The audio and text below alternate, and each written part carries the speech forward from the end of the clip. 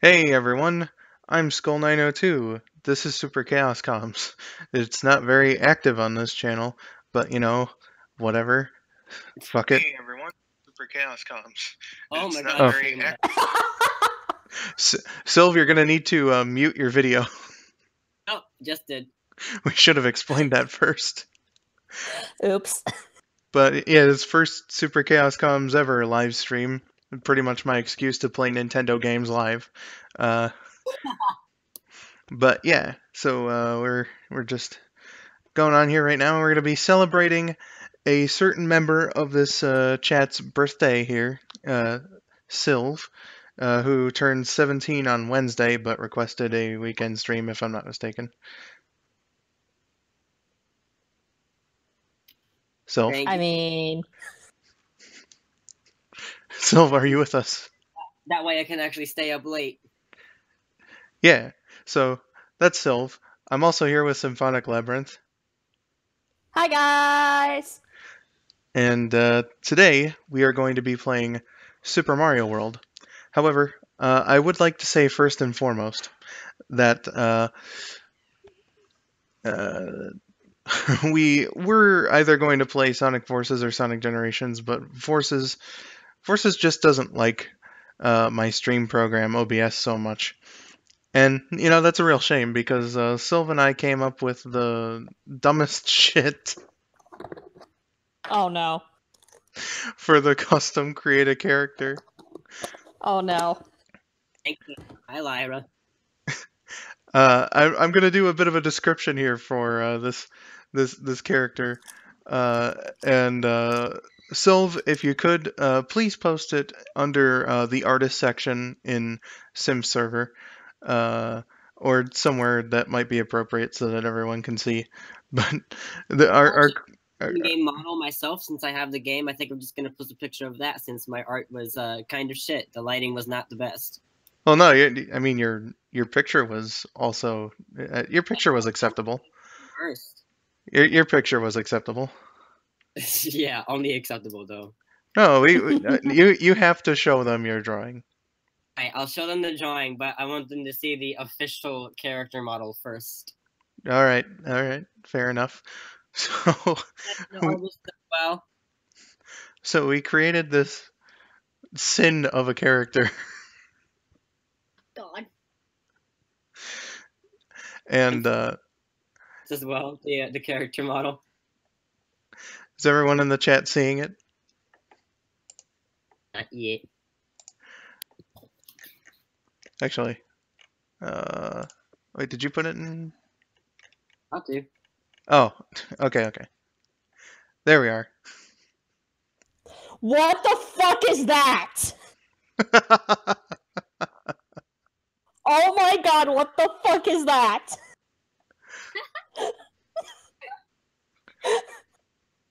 What is wrong with you two? He said I'd have first say in the characters, and he was like, "So if you want a neon green cat boy who had with the dress and some shades, then by all means go for it." And I was like, "Oh my god, I wasn't planning on that, but I want that now." So then naturally, I had to create the backstory Oh, Jesus Christ. because Sylv requested that this character have. Presumably, we're thinking about the same eyes, but he just said the eyes. That's what KN calls them. And so the character is soulless because those are some very soulless eyes, hidden by the shades. Oh my god. Brother Ouija, please. And let's see, the character, his name is Neon because he's neon green. And his backstory was supposed to be a parody of like stupid edgy shit. So like his mother was insane and he's soulless because she fed him monster energy at a week old. Oh my god.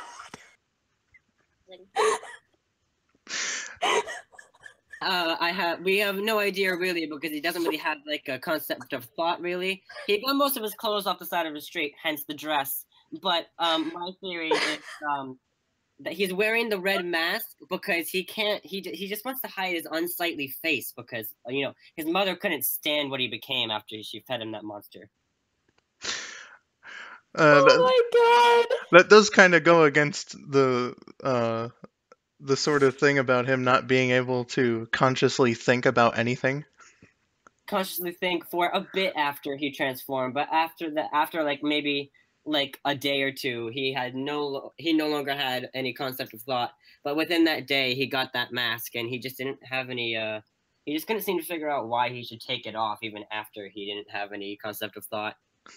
All of his items, everything he picks up, his shades, those spring shoes, everything, are his only clue into that there's more to life than just blank instinct and nothingness. However, he'll never have the cognitive ability to understand these concepts. Oh, my Jesus. He has no special powers or anything either. He just scares the shit out of everyone. Yeah. because he's so soulless. Shades to hide the eyes so he can easily sneak up on people. And while the Resistance may not condone that, they're way too afraid of him to actually stop him. Soulless eyes. He can take off his glasses and literally just scare the shit out of them. So, don't even try to stop him. There we go, ladies and gentlemen. They kind of just like pray that they don't fight, that he doesn't fight against them, and that he aims his attacks towards Eggman. He's kind of like a best recruit for the Sonic team, but yeah, he gets the job done when he has to. And there's our parody edgy character, Neon, the soulless cat. I love him so much. For the record, guys, Skull and Sylv did not tell me about any of this, so my reaction is genuine. No, this is. We're gonna tell her. We were gonna try to create a character together while we were playing Forces, but then when we came up with the idea of Neon, Skull was like, well, "How about we just scare the shit out of everyone and just not even tell Symph, just surprise everyone on the day of the stream." You'll have a drawing ready. We'll base it off of that. We'll just keep going with the character design throughout the game, and then we'll see how accurate the drawing is. Oh my god. Yeah, so that's our boy. You guys suck. Thanks. Hey, it was intentionally horrible. Exactly. So yeah, that was the story of Neon, everybody. So now I'm going to go ahead and play some Super Mario World, since that's mostly what we're here for.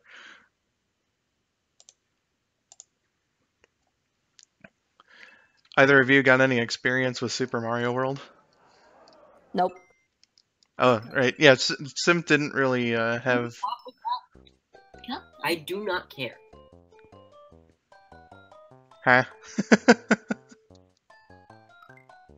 I think Sylv's talking to his brother. Oh, okay. Yeah, as I was saying, Symph doesn't really have a lot of Nintendo experience because she grew up a PlayStation kid.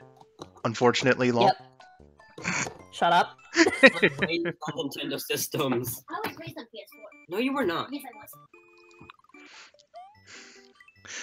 was. Excuse any arguing. Doing on my end. He doesn't come back in here. Quick question for Skull. People are wondering what exactly this channel is, because it's not on your usual channel. Yeah, this is SuperChaosComms. This was a channel made by me and Rabid Sonic Fan way back in the old days of 2009. And we were intending to do like group post commentary playthroughs of games on here. We've done a few, but as with everything, our plans kind of have not fully come to fruition. Like for instance, I still don't have a capture card.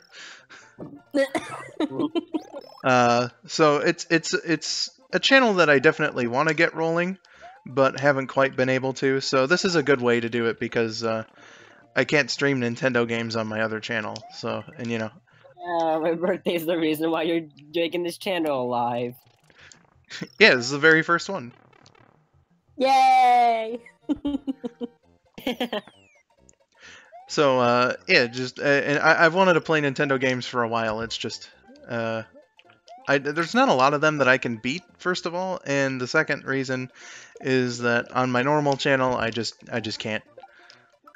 But you know, playing my favorite 2D platformer ever made right now, Super Mario World, and what a way to start the live streaming on SuperChaosComms, eh? Eh?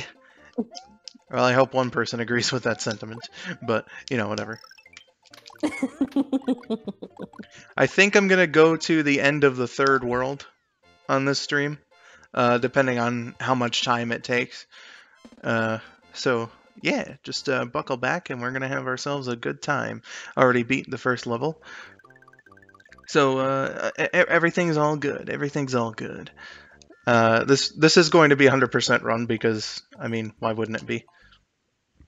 And yeah, so essentially, what I just said, that's what Super Chaos Comms is. We've intended to make this channel our post-commentary playthroughs.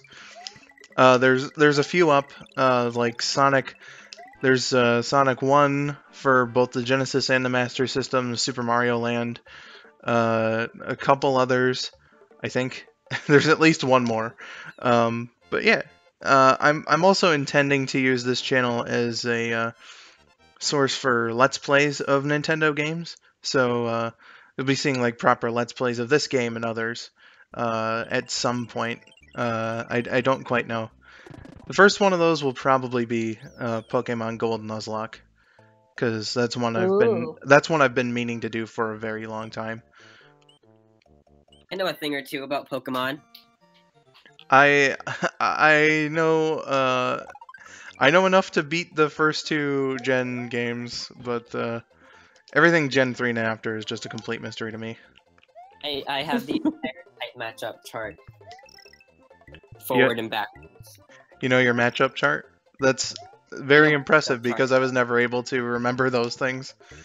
I mean, I could remember a few, it's just I don't remember everything. Too, if it weren't for my cousin Damien, actually, when I was very, very young, first getting into Pokemon. I think maybe, we were in elementary school, so I think maybe it was like 2nd grade I was in. He had this friend named Ricky, and they already memorized the type matchup chart for themselves, and they were like, look, if you're gonna get into Pokemon, then this is some pretty basic shit. You gotta memorize this type chart here. So I was like, okay. So literally every day after school, we would go over to my cousin's house, and they would drill the information into my head, being a 2nd grader, and they would give me quizzes, like, once a week or whatever, being like, okay, recite this type's, like, every single one of its weaknesses and what it's strong against, and if I missed a single one or got one of them wrong, I forget if there was some type of punishment, but, like, I had to do it over again for sure. And they kept doing that and doing that and doing that until I was able to recite the weaknesses and strong points of every single type. Oh my goodness. But yeah, my cousin and his friend put me as a 2nd grader through some pretty rigorous memorization for the sake of Pokemon. Your punishment was that you would have to watch the most boring episode of the anime before being able to continue. Clearly. I wouldn't be able to know what the most boring episode of the anime was because, oh boy, there's a show that's been going on for forever. I don't think there ever really was a most boring episode because Team Rocket.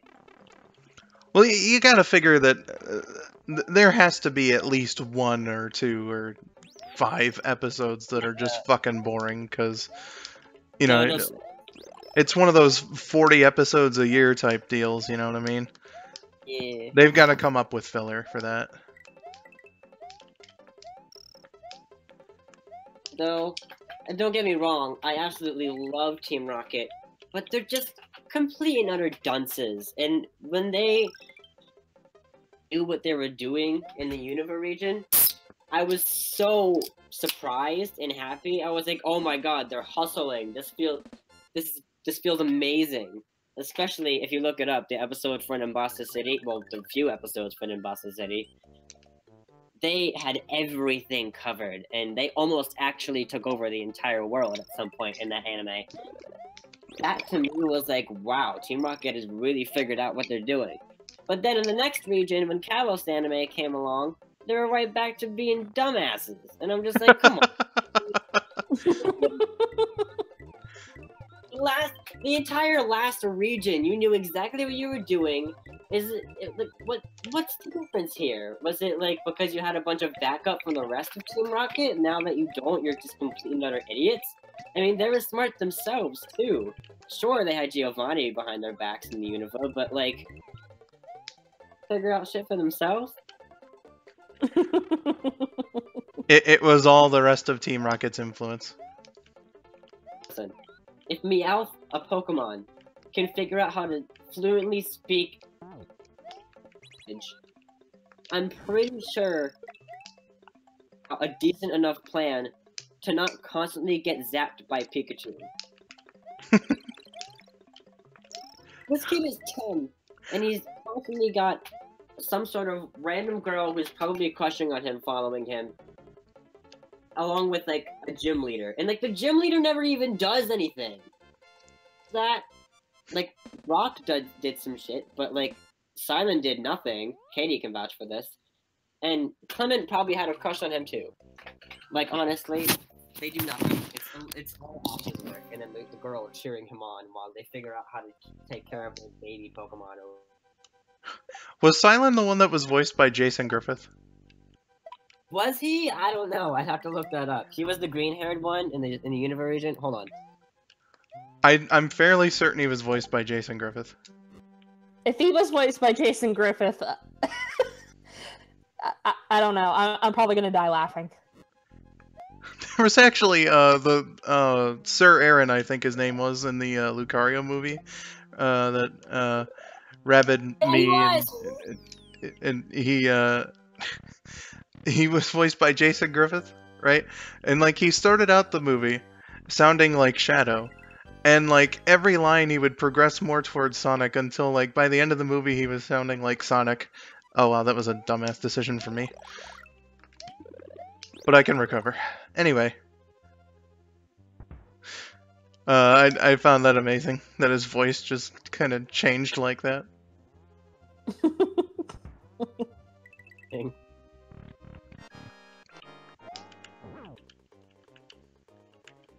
So here we got the first boss, ladies and gentlemen.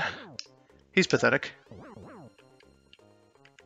Wait, so did you look it up? Yeah, I did. So he is the one voiced by Jason Griffith. Oh my god! I can screenshot and send it to you, look. Oh my god! That's pretty amazing. Should we do this in TV Central? Yeah. Yeah, that would be the best place. What I was particularly surprised by that, though, because it was after the 4Kids era.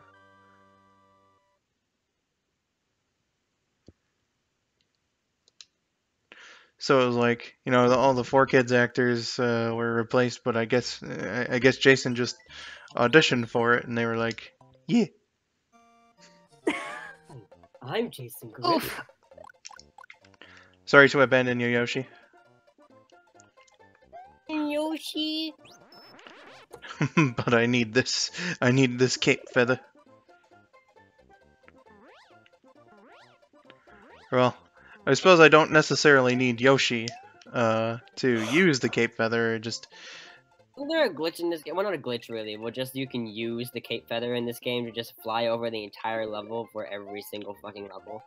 It's not quite every single level, because some levels have a defined ceiling.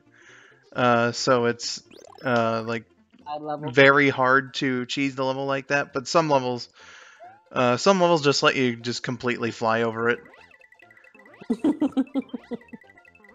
I mean, this game was made for a more general audience, so I mean, you gotta put something in the noob. Sorry, so you gotta put something in there for the noobs like me. figure out that they can do that with the feather. Damn.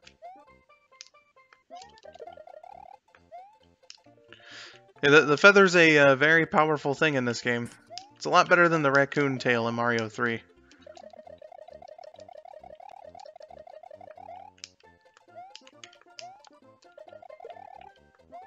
That's for damn sure.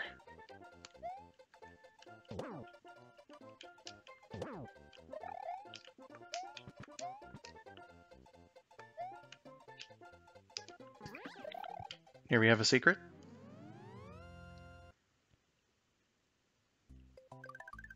Well, Katie, you know, it is like a cape that a superhero would wear, but, you know, it's cape feather.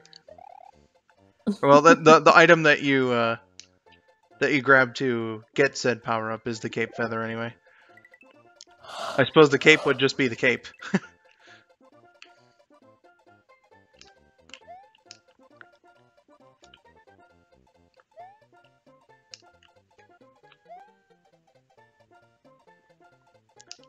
So how you two been tonight? Doing pretty well, Skull. How about you? I've been doing okay. Computer with them. Could be a little better, but, you know.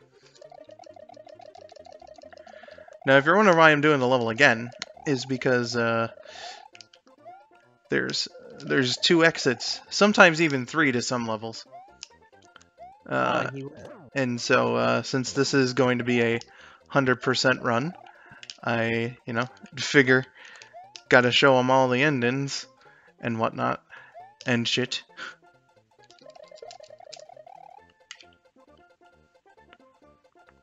So, claim, and I had to look it up for myself just now, and apparently it's true. At some point, Mike Pollock, the narrators for the Pokemon anime.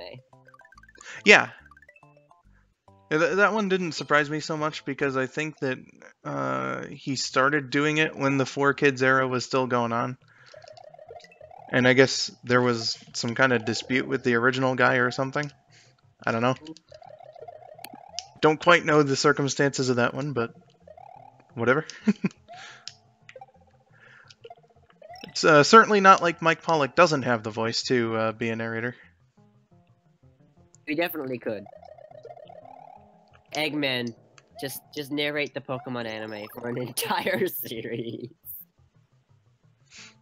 Region anime, get Mike Pollock to do his Eggman voice. I was gonna say, if he did it in his Eggman voice, that would be amazing.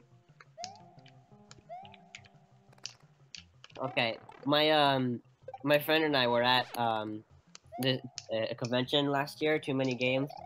Yeah. And it was themed last year, right? So Mike Pollock was one of the guests, and we were in one of the panels. Someone asked Mike what his least favorite Sonic character was, and then he goes into his Eggman voice and says, "Everybody hates Chris Thorndike." Everyone started dying. I wish I got it on video. I just was not expecting it. It was fucking hilarious. Just out of nowhere. Everybody hates Chris Thorndike.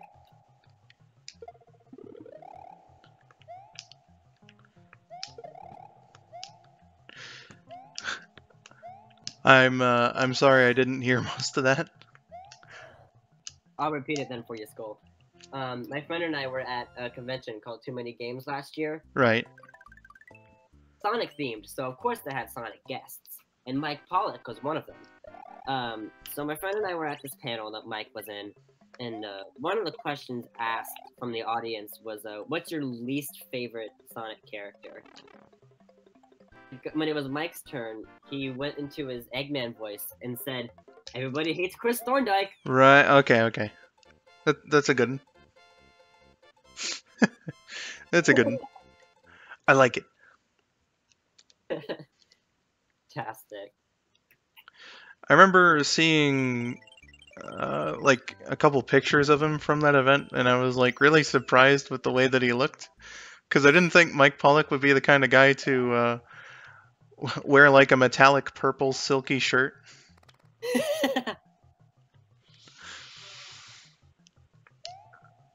You think you know a guy, except not really, because, I mean, it's not like I'm his personal friend or anything.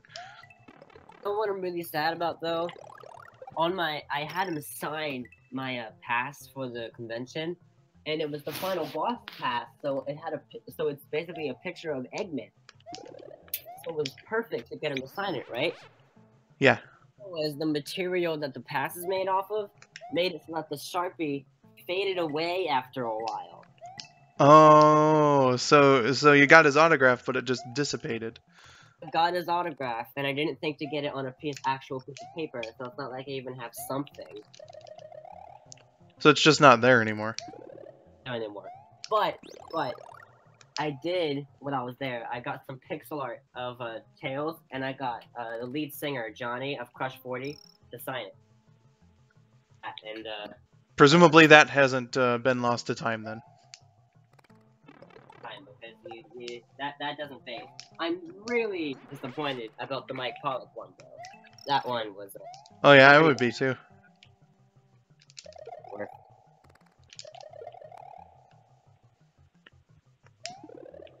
Now, I know Symph has gone to conventions before. You've ever? I imagine that you have. Have you gotten anything autographed? Wait, what? Symph, have you ever gotten anything autographed by a person that you like at a convention? Nope. Does Symph just think that autographs are for losers? No, it's just I've only been to 2 conventions. I think it was only like 2.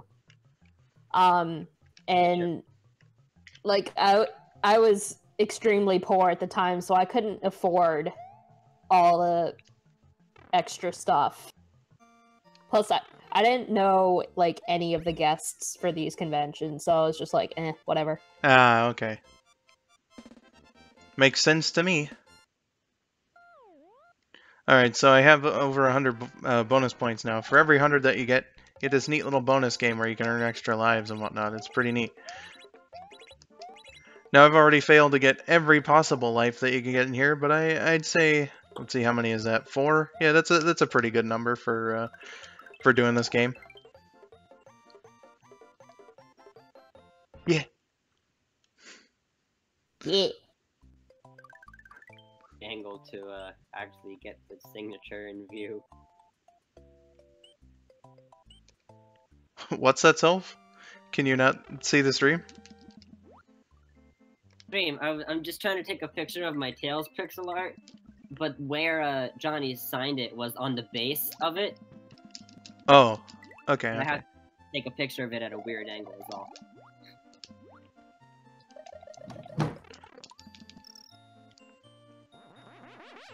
Fucking Rip Van Fish. Piece of shit. Ah, no. Get away from me. There we are. It's okay that I lost that Cape Feather, because the Fire Flower is actually a very effective weapon in the water. Gee, buddy. Where would I post that kind of thing? Symph? What?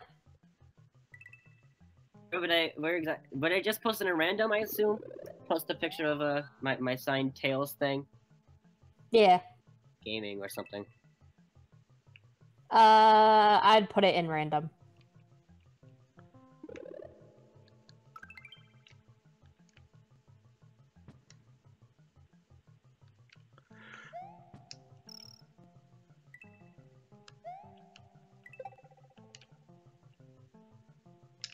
Oh man, that was risky.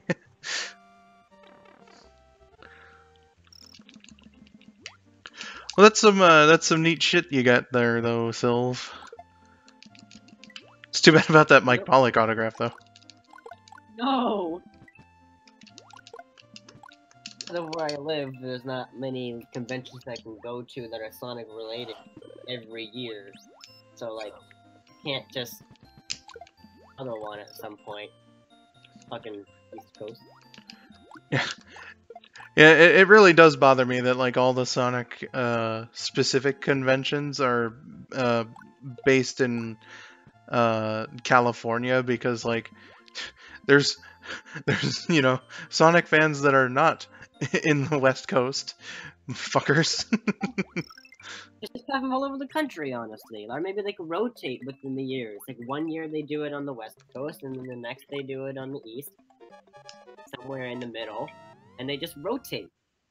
Yeah, it seemed like they were trying to do that with Sonic Boom, but just kind of they stopped the convention after 2014, because I believe in 2013 it was in St. Louis, and then 2014 was in New York. You know, and it was like the first two that they did outside of LA. So it was like they were learning, but then they just stopped. The team never actually fucking. I'm sorry? It never actually learns, like, to be honest. Well, I suppose you can say that in terms of some things. Like, that's for sure, but like and they're never one to shy away from a new concept. Like, I can respect that. Like, with every new Sonic game, it's like, all right, what's the new thing that's being implemented into the game? But like, just it seems like they can't really get a hold on actually making a good game. You know, that like most people can be satisfied with. And you did that because it was basically fan made, but it was fan made, not Sega. Well, I mean, it is an official Sonic game, so we do have to give them that. It's not like it was some fan project that they were like, oh yeah, sure, we'll give you permission to make that. It was like, we're fully backing this. You know. I'll give them some credit, but like, I needed the fans' help in general to make a good game that everyone liked. It's really sad too, though, because you know, they had something going with Unleashed Colors and Generations. They just didn't do it.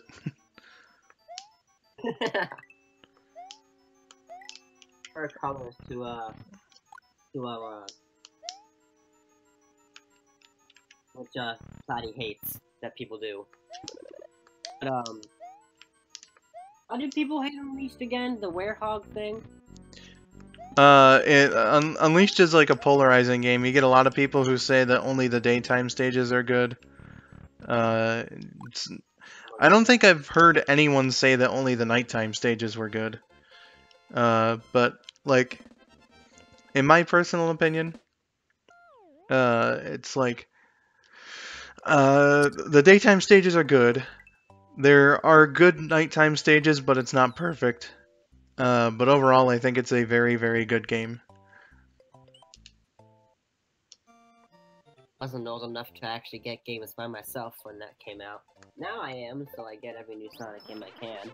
But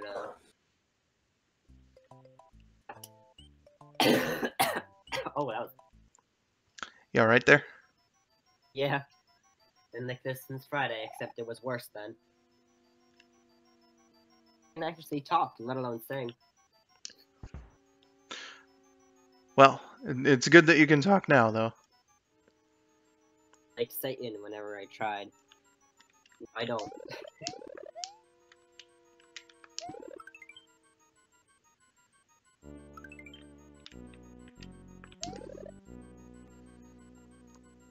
Now here I'm doing another little secret.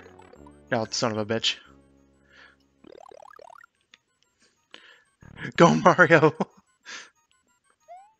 Oh.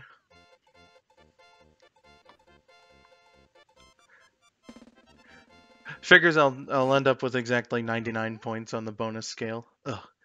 Great. But now, got up to the top secret area, which is a neat little place. We'll just show that off a little bit. Oh, just jump right over the Yoshi. But it's a place where you can farm power-ups. So let's just get a Cape Feather. I'm sorry, which one of you was that? Me. I would do my Yoshi voice, but my throat's been feeling funky lately, so it's better to keep it rested. I should probably do that too then. But, you know, fuck it. Hey, I have no idea what the problem with my throat is, to be perfectly honest. Asked if it was strep throat for me, and I'm just like, I don't fucking need to go to a doctor. I have a feeling that my problem is like some kind of allergy. It is allergy season after all, so Normally not like this, especially since I've gotten my allergy pills that I take year round. well, I mean, you were sick with like the flu, weren't you? What the hell that was? Okay, so it was Friday. It was mainly just not like yesterday Friday, but like last week Friday. It was like mainly just a really sore throat to the point where like talking and like doing anything, it just really hurt my throat. So I was like, okay, I just cannot with this. Unfortunately, I was able to.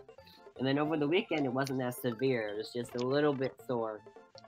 But then when Monday rolled around, I actually get like cold type symptoms along with it. Like stuffy nose, sneezing all over the place. You know, that kind of thing. You know, I would sometimes get like headaches as well. Just all throughout the week until like Thursday, maybe? Thursday was the only day I could actually attend school. Had off, funnily enough. Well, Thursday, that's interesting, because was Friday just scheduled off or something? Scheduled off, yeah. Friday was a scheduled off day because it's like a staff meeting day. But I find it to be very funny that they chose 420 to be the day off. I mean, Yeah. makes sense though, because last year on 420, all the bathrooms was like reeked of some sort of drug or no. Kids You don't say.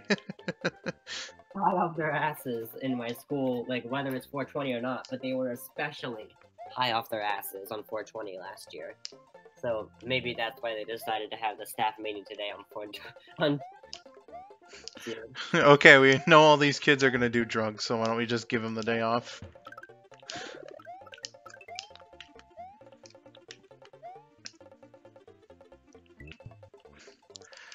I was amazed though, or well, I shouldn't say amazed, a little surprised by that story, because I guess there's an abundance of that over where you are, but I remember one time when I was in high school, they had, like, it was painfully obvious that some kid who had gone to one of these really tiny bathrooms was smoking like regular old cigarettes in there, and it was treated like this big deal. Like they called the cops and everything. It was just oof.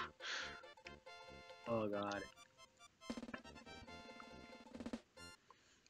Once walking around the neighborhood, just like right, and it was like nighttime. Like kind of shady things that happen. Although especially not really around here, since it's very safe around where I am. Happens around here basically. But Yeah. when we were walking around, we randomly just the complete stench of weed, and we were like, "Is that what we think it is?" And we tried like maybe going on the other side of town, but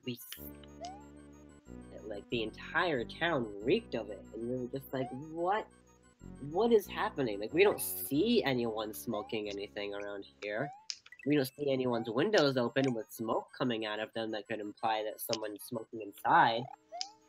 And even if they were, is it that strong to go throughout the entire neighborhood? Or that one out. So we just left that alone. But yeah, basically for the entire night, we were kind of just like Someone's just following you with some weed. And just make sure that they're never seen. very many places to hide. It's a very open space. Well, I don't know then. Maybe they're a ninja. I legit don't know.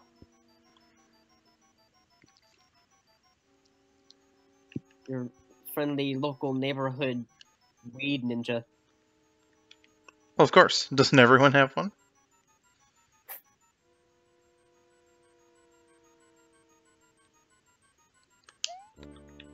Symph, you still around? I think she died.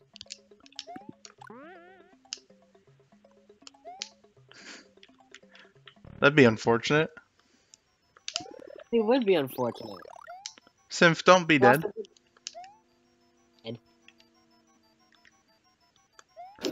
Dead. Be alive like us. Oof. Oh, okay, there you are. Was worried about you. Working the entire time or what? No, sorry. I'm getting a bit of a headache. I had to go take something. We.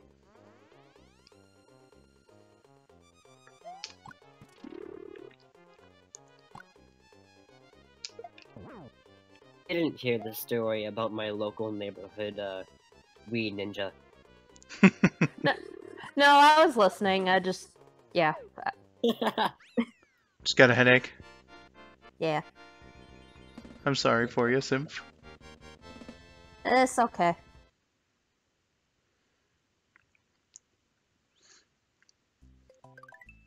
Should I throw cute anime boys at you to make you feel better? So, did you really just message me and call me a fucker? Yeah, I did. Come on, Sylph. I said, Stimp, you fucker, be alive. I am alive, you little shit. She was having a headache, man. As I was typing that. She came back as you were typing, you said? He came back as I was sending you fucker. Oh. Well, how do you feel? How do you feel? What of what? I feel so loved. Better. Feel the love.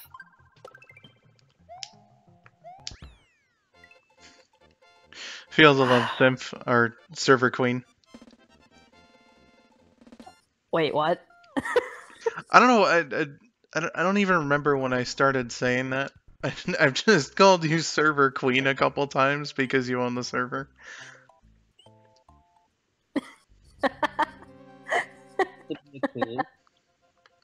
To be fair, it's not something technically incorrect to call you. Oh, jeez.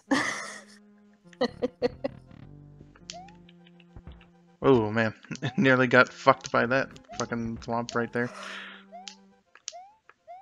don't think getting fucked by a thwomp would be very, I don't think it'd be very fun. God no. Oof. Especially not with that noise that they make in Mario 64. Yeah, very good at smashing though. They seem to, it seems to be their specialty. I see what you did there. Ladies and gentlemen, this dude.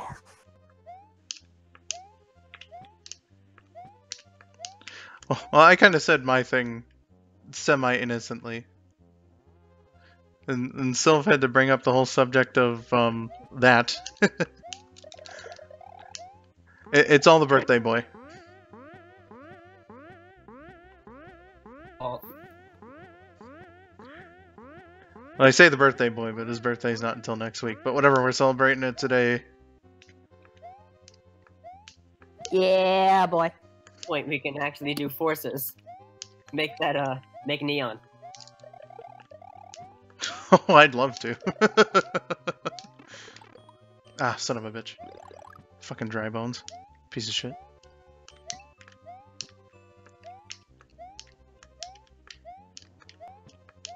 Come on, Mario. We got this.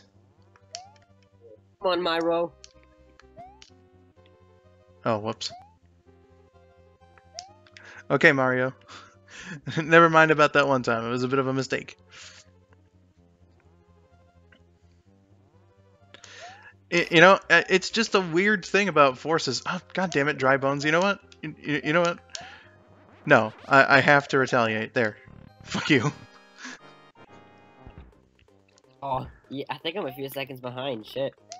That's normal for streams. There's going to be a bit of a lag in the Yeah. call because, you know, internet connections and whatnot. Holy shit. Almost...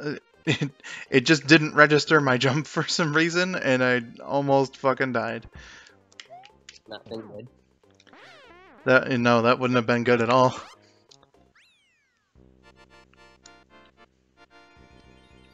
Absolutely not. I just realized I never actually posted my artwork of Neon. Shit. What am I doing? Sylvie, you're gonna have him see the fabulous, soulless scariness. Shush. I put in the character model and I just didn't actually put in my own art of it. Well, the character model is nice and all, but it's all about the art, man. Where is that? There it is. Booyah, everyone! You're gonna take a look at the artist and synth server, and you'll see the drawn-up version of Neon, our soulless, soulless abomination. Here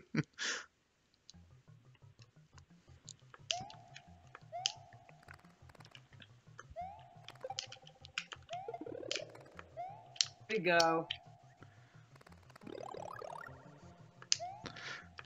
Oh, we got it posted up now.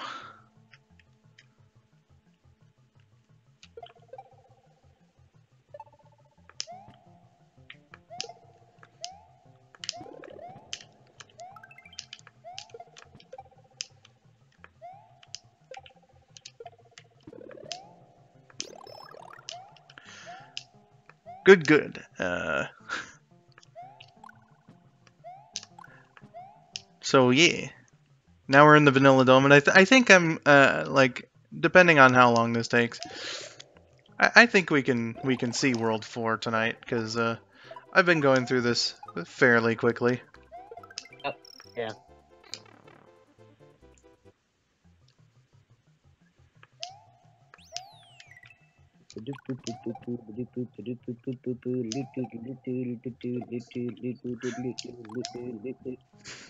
Thank you for providing our soundtrack. I mean, I can't hear it because I gotta mute the stream in order to not have that overlap. Right. Myself. But it's okay. We've got each other, man. Oh, Jesus. That was a silly move of me. Jesus. The Oh. fuck? You okay? Yeah, sorry. Noises. They scared me. Oh, something going on outside over there? No, Facebook. Ah, okay. Whoever's scaring Symph on Facebook, stop it. Thing on Facebook? Nah, I'm just so okay, my two sisters are going to prom tonight. Holy fuck! So yeah, I was looking at pictures of them and a video, and I didn't realize the sound was on for the video, and it scared me. Oh.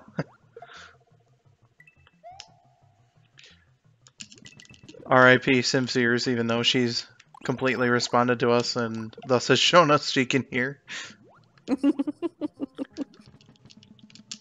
Android errors within the few seconds that she has some on hand just in case.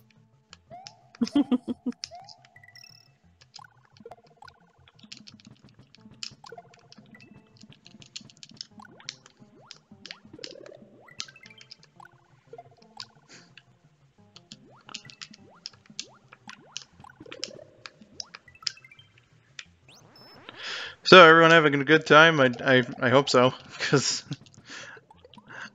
I'm not quite as connected to Mario content as I am Sonic.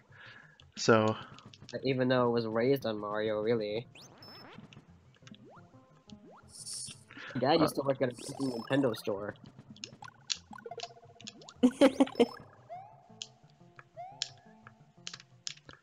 How the hell did I become such a Sonic fanboy?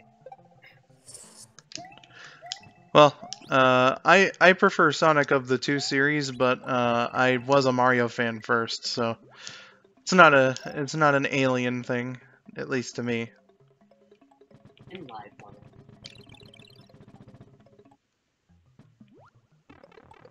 Shit. There we are. Very, very little.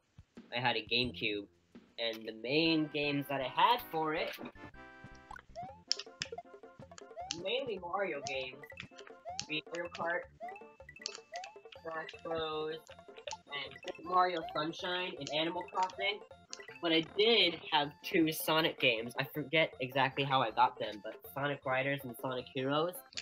And the thing is, why my reasons as a little kid were to be more into Sonic than I was into Mario. But I think my reasons now is because going back and looking at Heroes is that 3 characters at once, and they all had their own specific mechanics.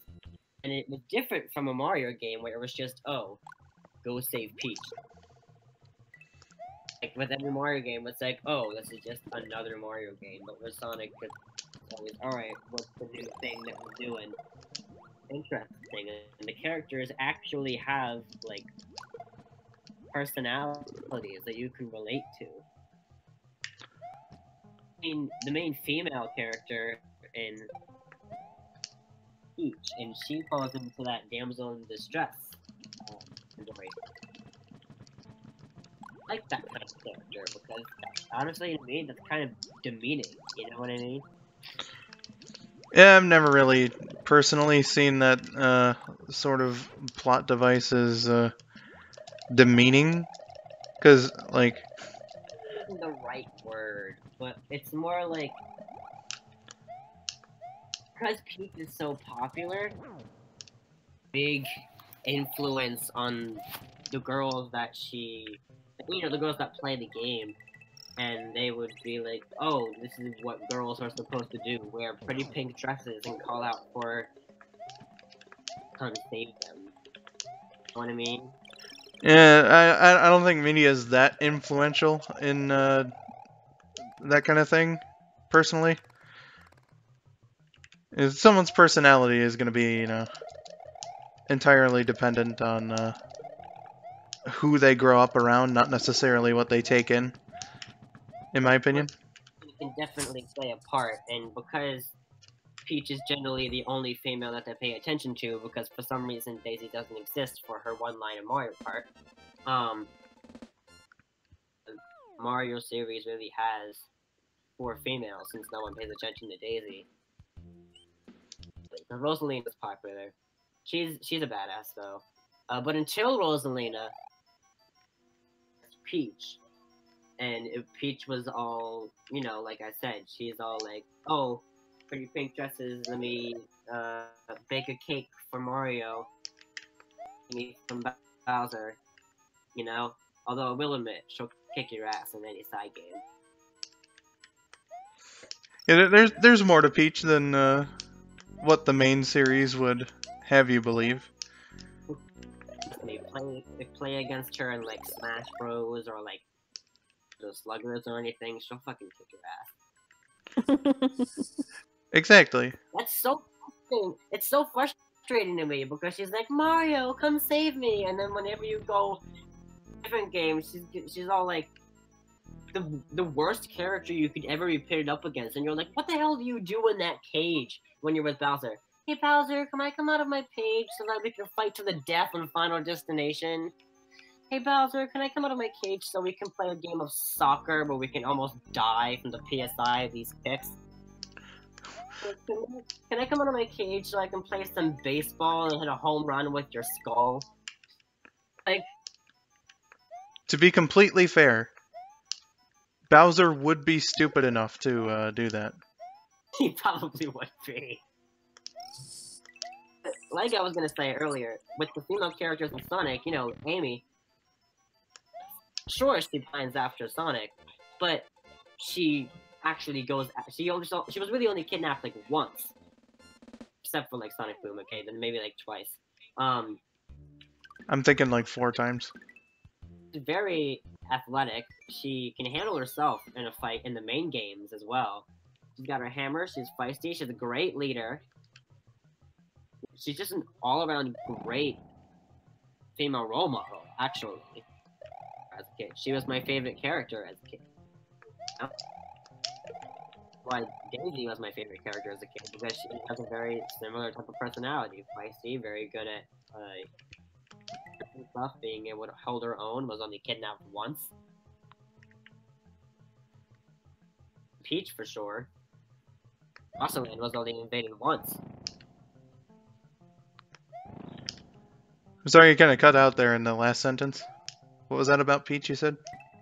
Talking about how Daisy was a better leader than Peach, because the Mushroom Kingdom is constantly being invaded by the Koopa Kingdom.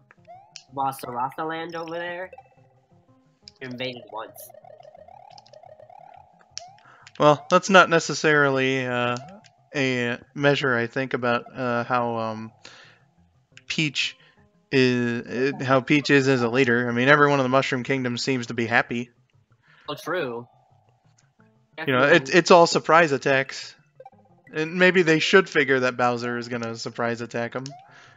Maybe they should bolster their security up to a little more than Mario and Luigi, but, you know, smarts have not been that highlighted of a thing in the Mario franchise, so... It really, really hasn't. And is... Like, Peach can definitely a good leader, don't get me wrong. But... know how to really, like, fend for herself in the main series, really. Gotten kidnapped so many times. I mean, like Shadow said in Master Sonic Heroes, I like cake, but I don't want to have to fight a giant fire-breathing dragon thing to get cake. Well, and I guess that just makes Mario a better hero. Shadow ain't no hero. No! I'm sorry? Symph? My heart just broke. Oh, what's going on? Okay, did you guys ever watch Austin Powers? Oh, okay, I know what you're talking about. Yeah, that was legit really sad.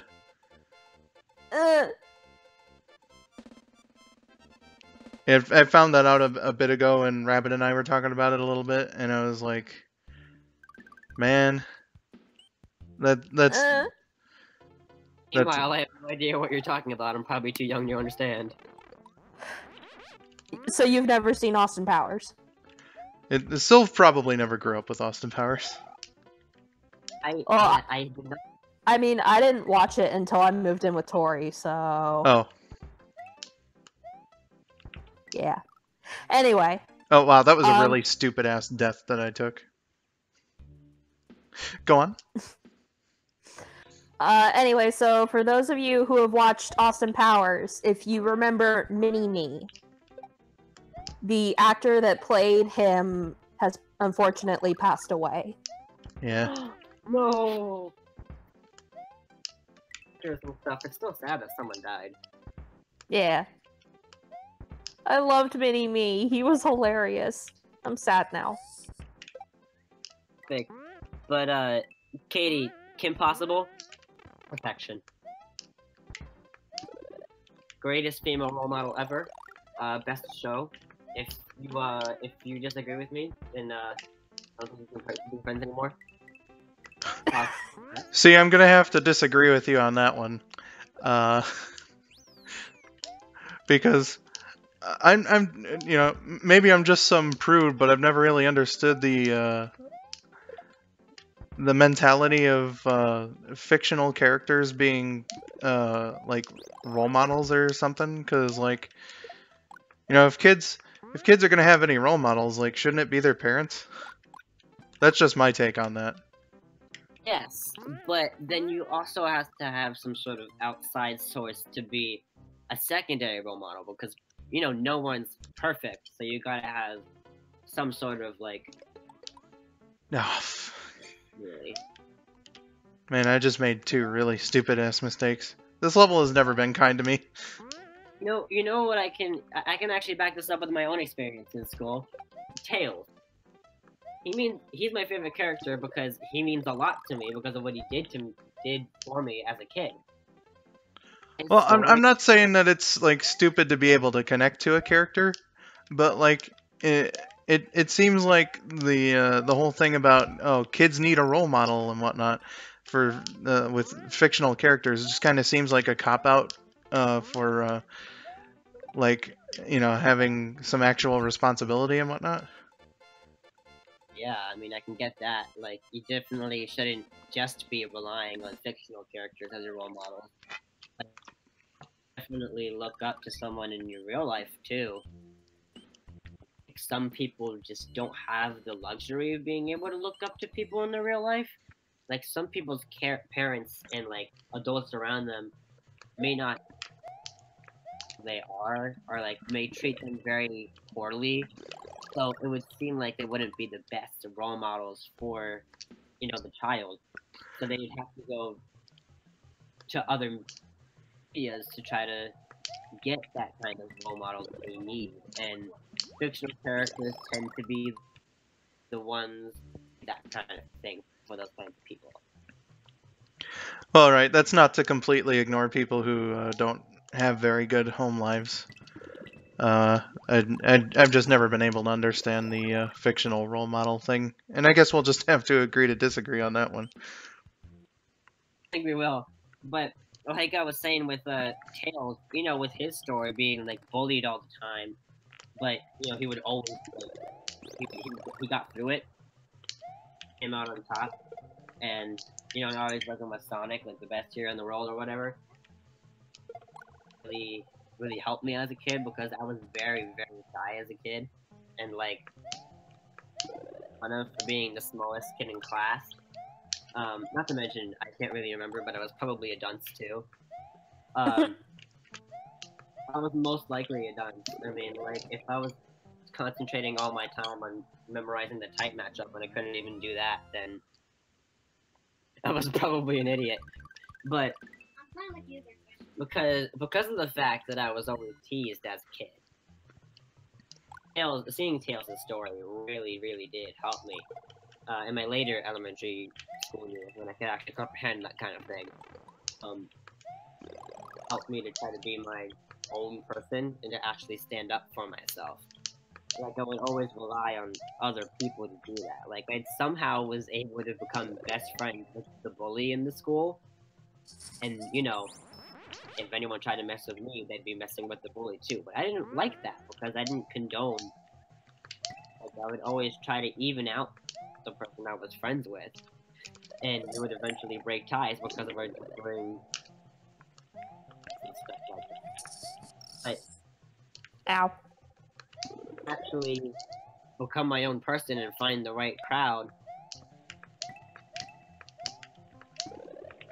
Tails. It was me too, but like Tails' story definitely gave me a little boost on getting there. Well, I mean, you know, what am I trying to say here? It seems to me like you connected to the character, and I guess in a way, you know, you saw that example and tried to follow it as best you could. Right. So I can see what you mean there. I just don't think that fictional characters have as big of an influence as a lot of people would seem to think. Yeah, definitely not. I mean, they don't really have that big of an influence, but for some people, they can. But like, it's not very often that does happen. It seemed to be the case.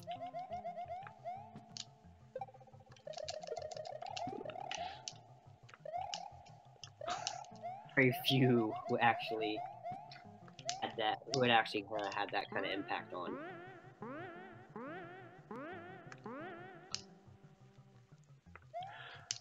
Gotcha.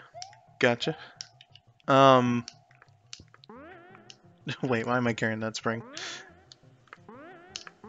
Lyra, you're about to regret it. What was Poking me. what's Lyra saying? She's constantly DMing me, just sending me gifs of poking me, and I'm just like, stop it, I'm trying to stream. She's like, I'm regretting nothing, and I'm like, well, now you're about to regret it.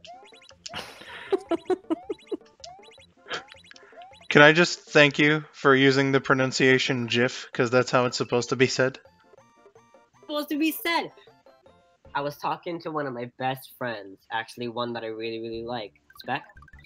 And he was talking to me, he was like, did you just say GIF? And I was like, yeah, that's how it's supposed to be pronounced. And he was like, no, it's a GIF, it's a G. And I'm like, have you ever heard of soft G's? They can make the J sound too. You know that, right? And he was like, yeah, but I refuse to believe it's pronounced GIF. And I was like, alright. So we looked it up, because I already had previously, so I knew it was right. We looked it up, and I showed him that it's actually supposed to be pronounced GIF. And he was like, it's supposed to be pronounced that way, I'm saying GIF. And I'm like, thank you. The actual creator of the format came out and said it's supposed to be pronounced GIF. So I don't know what all these GIF people are trying to fool themselves with, but it's GIF, damn it. It's GIF. GIF. People, I hate the argument of, no, GIF is a peanut butter brand. And I'm just like, fuck you? Are you an idiot? Fuck you? I do the boy action, and I'm just like, fuck you? Like, honestly, because the name of a peanut butter brand, which is quite delicious. That's spelled with a J, and that's a brand. GIF, G-I-F, is the name of something completely different, just so happening to have the same pronunciation. There are tons of English words out there that are spelled differently, but are pronounced the same, and mean different things. GIF and GIF.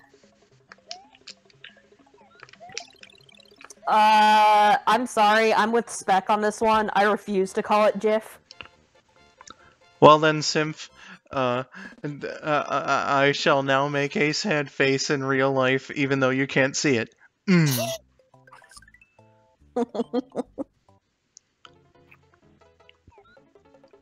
So there. Okay, I see how it is.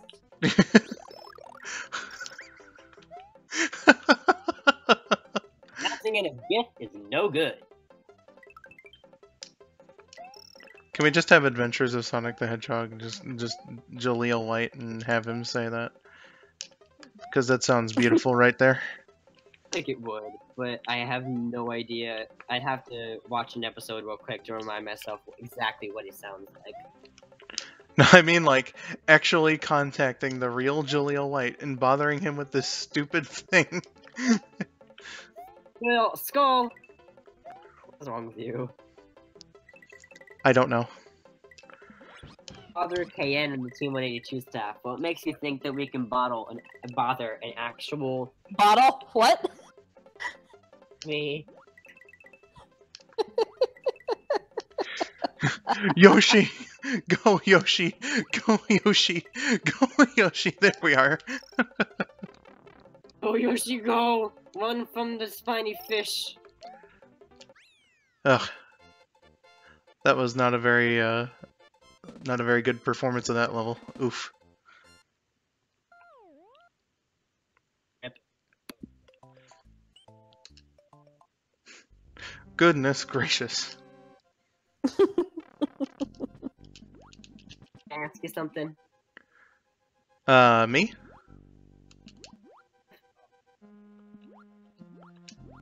So? What? He wanted to ask someone something. Ask you something. Oh, what? Fuck. Come around. Okay, well, fuck's not really a question, but it's a word that I appreciate. Please. But seriously though, how the fuck did you come to the conclusion that GIF is a pronunciation that is correct? I know her response. It's gonna be, I read the word.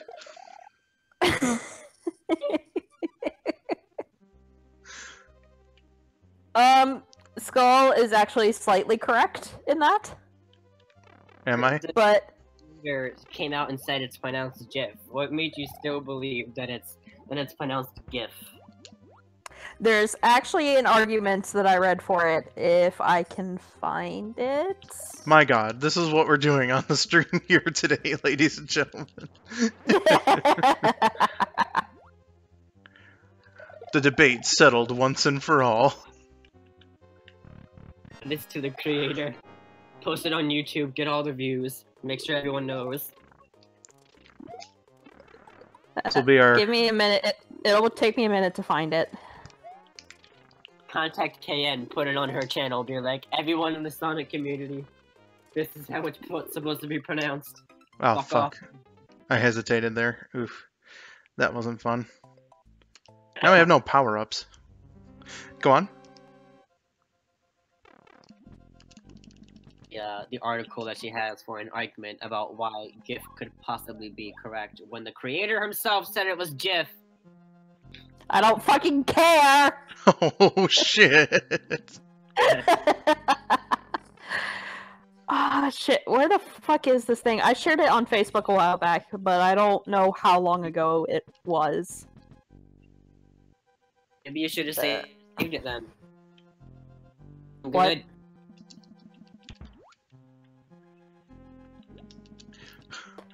What, boy? Snot almost flew out of my nose.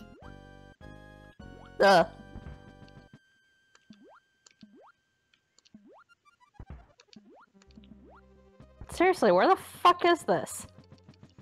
Find it. Symph, we may have to disqualify you from this debate.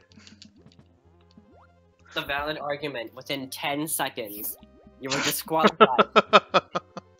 You will be Oh, fuck off. correct. Oh, shit.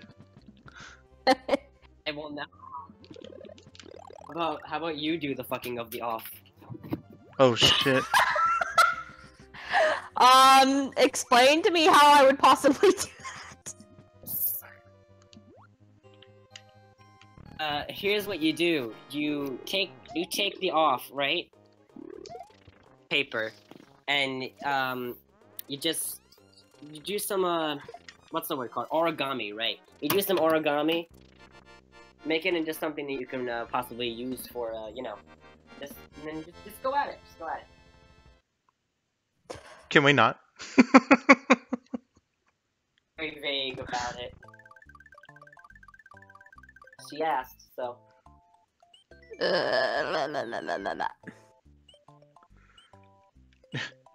No, now you injured her thoughts.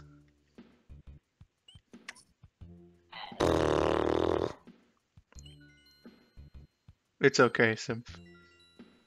I can't find it. Where the fuck did I see that? Seconds, you're disqualified. Sylv, shut your face.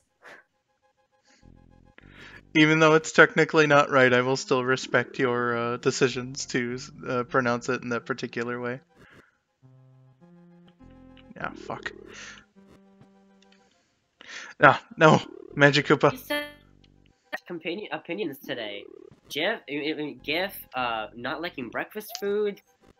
Man, what are we gonna do with her? Hey! I don't know. I don't think we should do anything with her.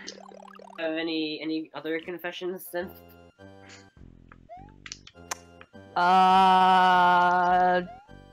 We'll come at you. That sounded weird. Saying "come at me, bro."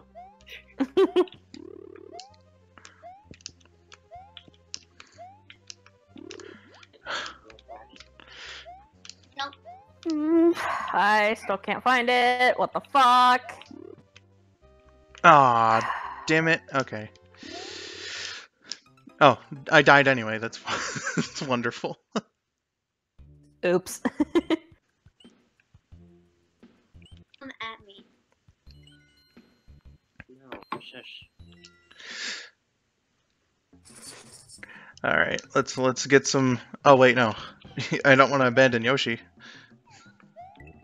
What do you find? Okay, so I can't find like the actual post for this argument, but basically people were talking about this and somebody said that people tend to pronounce it as GIF because of what the acronym stands for, which is Graphics Interchange Format, not Graphics Interchange Format. Did you Okay, just so- blow what is my the actual- fucking mind?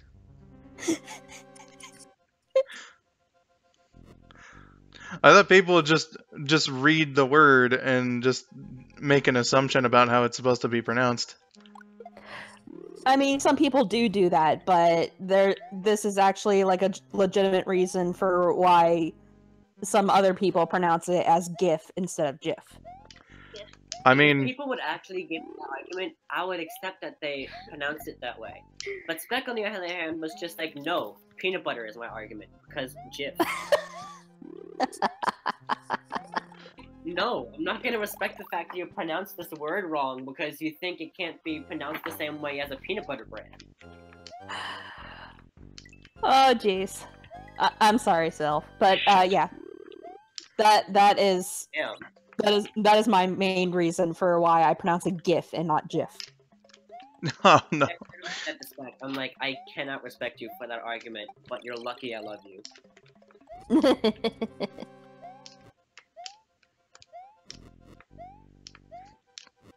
Okay, what I was trying to do there was get into a secret little room. Gives you a 1-up mushroom and also the checkpoint in this castle. But unfortunately, I just wasn't able to. Fucking Magic Koopa, being a piece of shit. Oh, I don't remember the game right now, and I'm pretty far into it.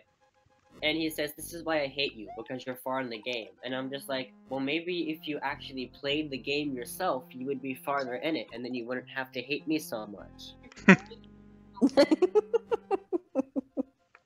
If you're being farther than you in a game that you want to play, if you also think that the game is dumb, choose one.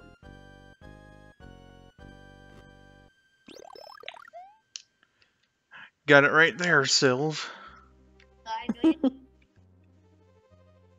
Listen, I'm not gonna allow you to hate me for being far in a game that you think is dumb. Say it. I did. Idiot.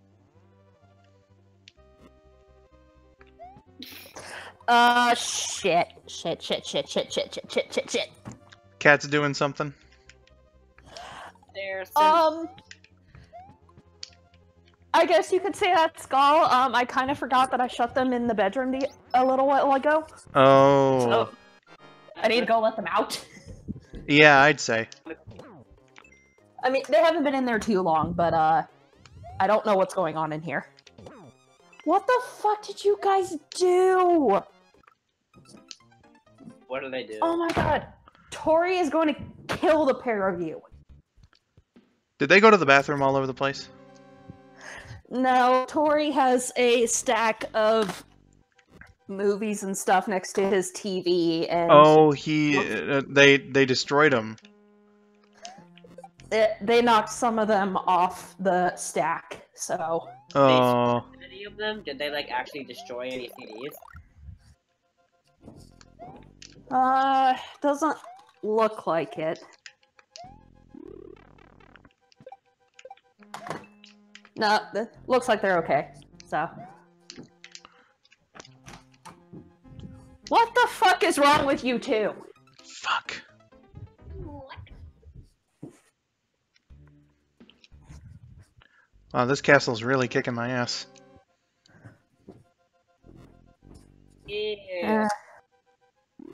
La, la, la, la, la.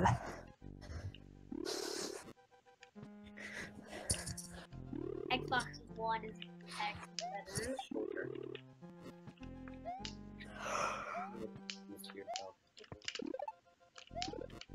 What? What?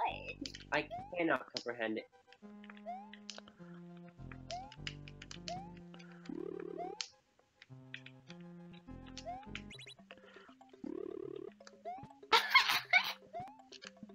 What was the lost? No. I have my Arthur that's alive. Ah, Frank.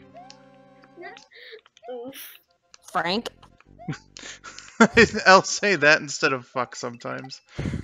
What? I finally got the trick right. It was just I didn't capitalize very well. And so, if I die, I have to start from the beginning again. Oops. Yeah. Who knows?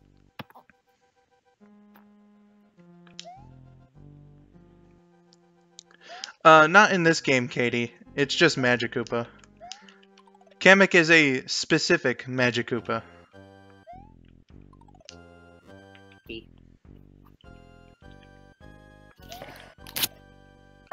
Speaking of Tori, where the fuck is he? Would he not be at work? No, he's not at work for once. He said he was helping his friend move today, and he also said that it wasn't going to take him very long. Oh, He's that's been right. gone since like 9 o'clock this morning. It's almost 9 o'clock at night. Tori, where the fuck are you? Having fun. I want my best friend. Oh, poor Symph. She I needs also a want hug. food. I also want food, so... That you can get on your own. I mean... Didn't you have food not too long ago? But I'm hungry. A good reason to want food. I usually get food when I'm thirsty. Then Sylv, I almost called you Symph. You're doing it wrong. Ah, son of a bitch. Please, please don't fucking kill me. Ah, and then I die, of course. Did you guys know that your body actually doesn't know the difference between... Sometimes if you feel thirsty, yet you're not actually, like, quench your thirst with, like, drinking something, you might actually be hungry. I know it sounds weird, but, like... Oh, am I already dead? Or level 2. Yeah, I was aware of that kind of thing.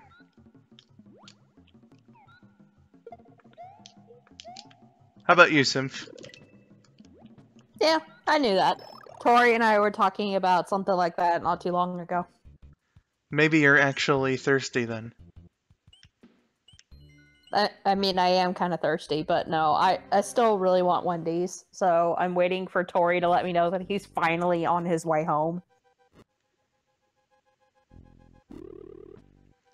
Well, You're not using my real name with shame, thanks. I hope that Tori can come back soon and fulfill your dreams. I'm sure he already has. You know what? I'm gonna call him real quick. I'll be right back. Okie dokie. Well, you don't have an online name, so... Ara? Oh, thank God. I finally got the fucking checkpoint. It's a free life every time I come in here, so thank goodness, thank goodness. Shit. Oh, Symph left. Yeah, she's off to call Tori about where his whereabouts are. Sorry, I was being bothered by my little brother. That's okay, Sylv. You're still here. I just completely twirled the fucking dry bones right into the lava. Yeah, you go in there too, asshole. Hey, can you... So important that they can't wait until after I'm done being live to the public?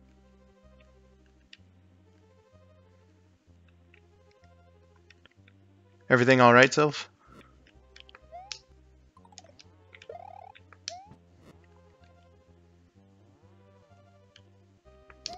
Ever have siblings growing up, Skull?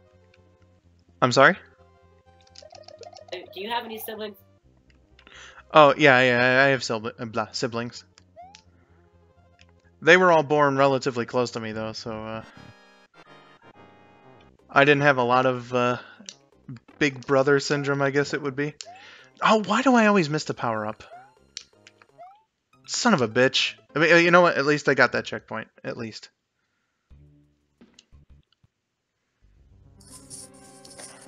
Motherfucker. Oh, that's not a free life every time. Oh, Symph, what's going on?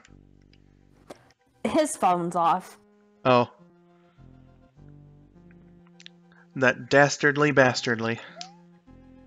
I mean, he has a really bad habit of letting it die, so it's probably dead, but still. Motherfucker. Well, at least you've got us. Yeah, I do. And I'm grateful. Oof. I'm gonna get something to drink. A laser can go through the wall. Sorry, cat. Cat. I love this cat. She sure is a cat. I know, and I love this cat. I love this cat very much. Katie says, yeah, but Tori is your mother, Dunker Symph. He is. He's lucky I love him. Otherwise, I'd probably punch his face in. Oh my. Oh, thing about a certain person. Sylph, shush. Alright, what do I want to drink? Oh, I cannot deal with this right now. I need to somehow keep.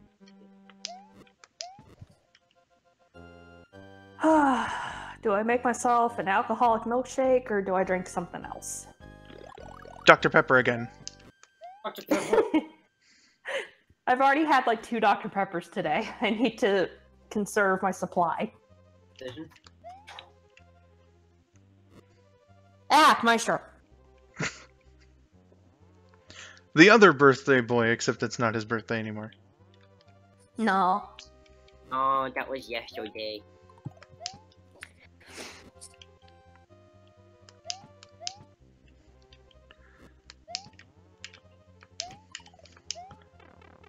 Oh god, this is just I like should fucking Death Egg Zone yesterday, I swear to god. This guy, I mean, I didn't die again, but, like, I got hit, and, ugh. I mean, there was another power-up, like, right there where I was. Oof. Oh. I guess I'll drink some Mountain Dew out of my amazing glass that I got last week. Oh my god, thank fucking god, I beat this castle, goddamn. Oh boy. You okay?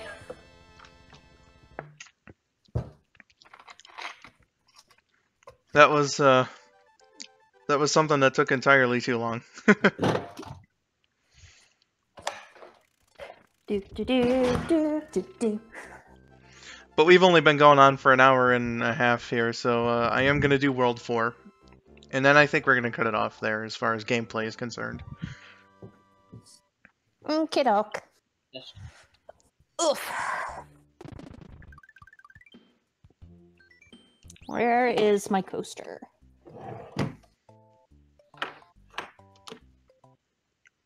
There we go. Symph, do you have some sweet-ass coasters? We do, actually. Tori had a coworker back when he worked on first shift who made stuff out of leather. So he had his coworker make some pretty kick-ass coasters. Would you describe them as pretty metal?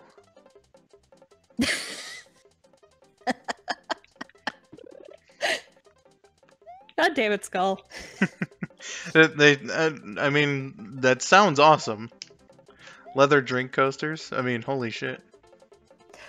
I'm gonna take a picture of the one that he had made for me, so that you guys get an idea of what I'm talking about.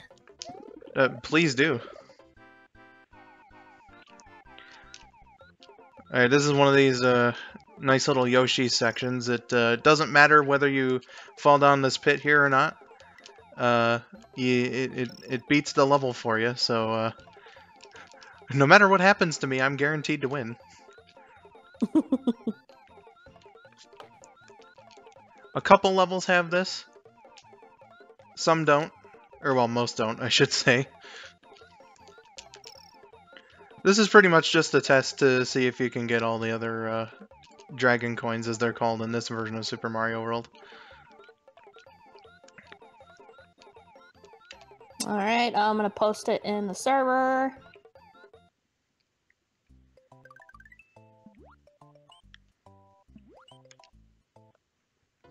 Do.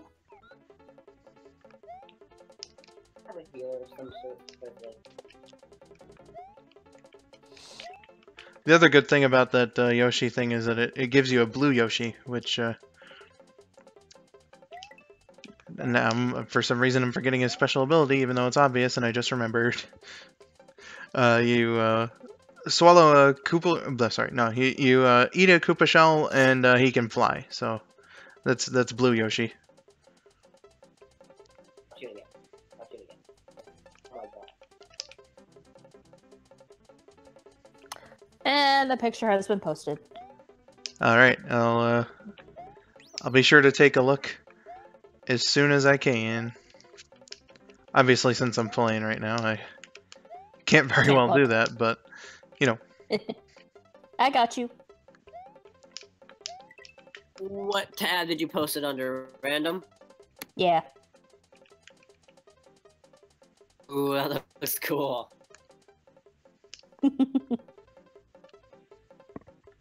Yeah, Tori had that one made for me. Oh, a cello or violin, I can't tell. It's supposed to be a violin. Tori's coworker forgot the shoulder pad, or not the shoulder pad, the chin rest for the violin. I'm glad you guys are occupied with that, because I beat the level, but I hit the checkpoint at, or I hit the thing at the wrong time, so I fell down a pit and died. I just saw it. Oh God. There's a secret here, and it's kind of a bitch to get to, and I'm gonna need another Yoshi for it. But Eh. We're gonna traverse back to top secret area. This is gonna take a while. I apologize.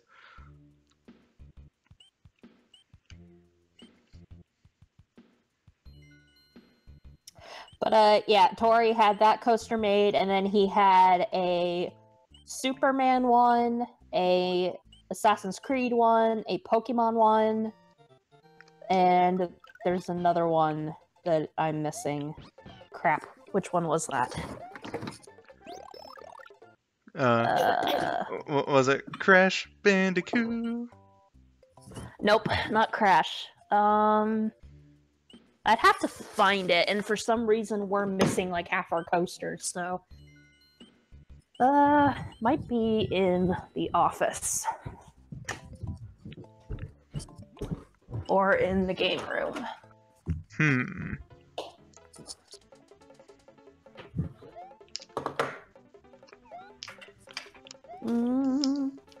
Well, it looks like some neat shit, so I mean, it sounds like some neat shit. I haven't seen it yet.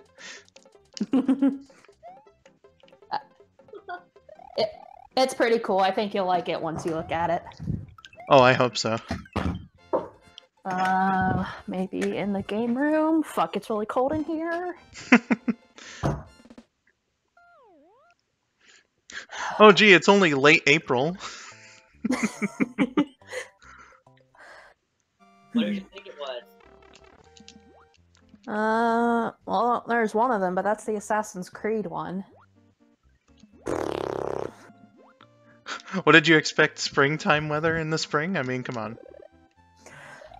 Well, I mean, Given how Mother Nature has been. Been bipolar lately. Yeah. Nah. 80 degrees for the week following, it'll be snowing. God damn it, where is it? I don't know. It's somewhere.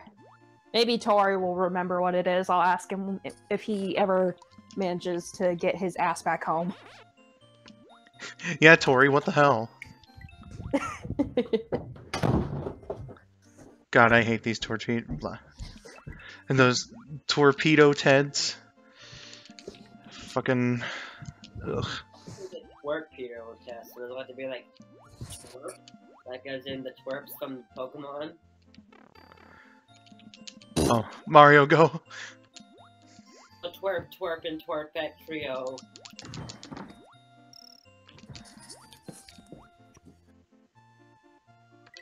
Katie, I'll take a picture of the Pokemon coaster for you real quick.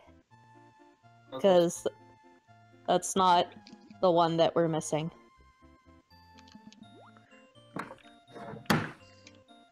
And I shall post it in random.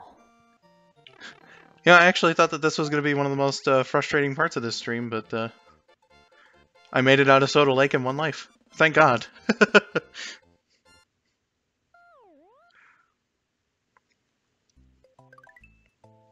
And I went out yesterday. I live in Michigan, and it was like, I was surprised because the weather was saying like 47 degrees outside, but it was actually pretty nice. It was like that here in Ohio as well. It was super nice out, but the weather said it was only like 50, 55 degrees or so. I was really concerned because I lost my hoodie, so I've got like nothing to wear outside if it's cold. So I was out in my t-shirt, but it was like, it felt like t-shirt weather. I was perfectly fine outside.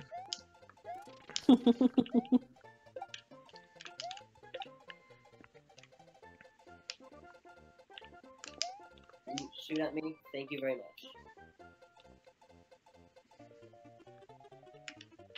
Actually, I should bring this Koopa shell, because I don't see how I'm going to be able to beat those Monty Moles without it.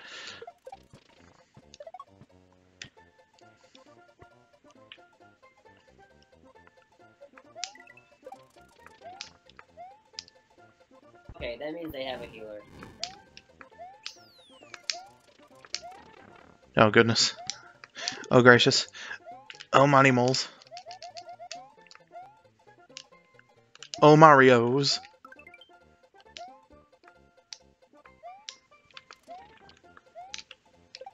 Please be a mushroom. It'll do. Yoshi's an extra hit. Oh, no, Yoshi.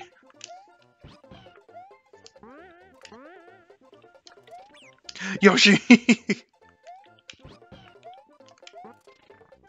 Yoshi, I love you, man, but you gotta cooperate.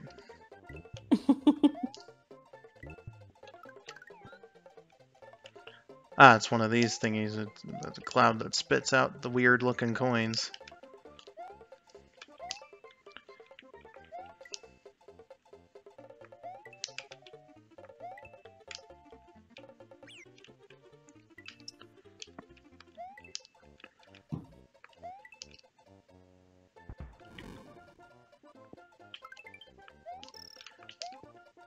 Okay, Yoshi, thank you.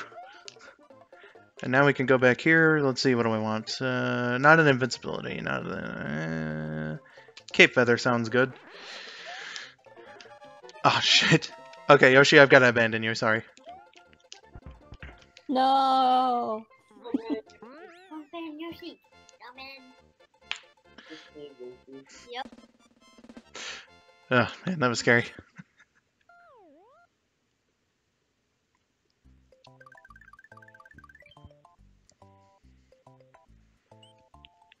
Alright, we've got our last 3 levels here on this stream coming up, so... Yeah. Get hype, I guess, or not. Hype for the end of the stream. Well, you know, I figure I can do the same sort of format I do on my own channel. do these little hangouts that I like to do before cutting it off completely.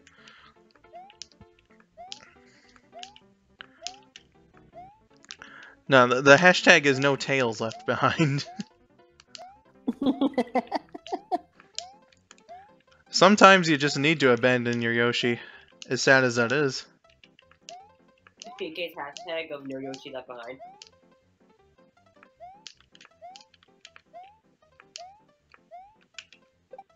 Ooh, man.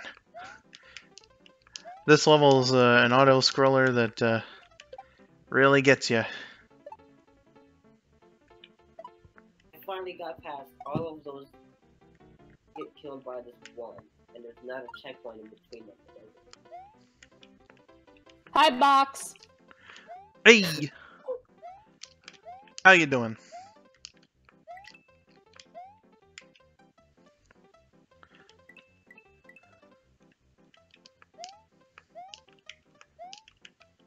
How you doing, Mr. Main? Working.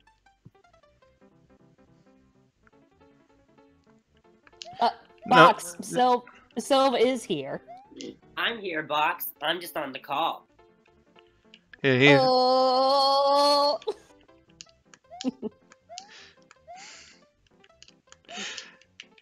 he was doing something, so he couldn't immediately respond to you.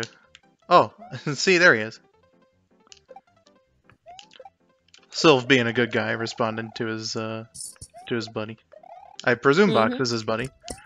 Why wouldn't he be? Stop lurking, you little shit. Jesus Christ, Sylv.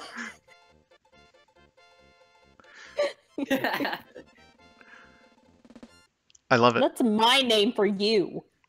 Ooh. Do I sense some drama? Yeah,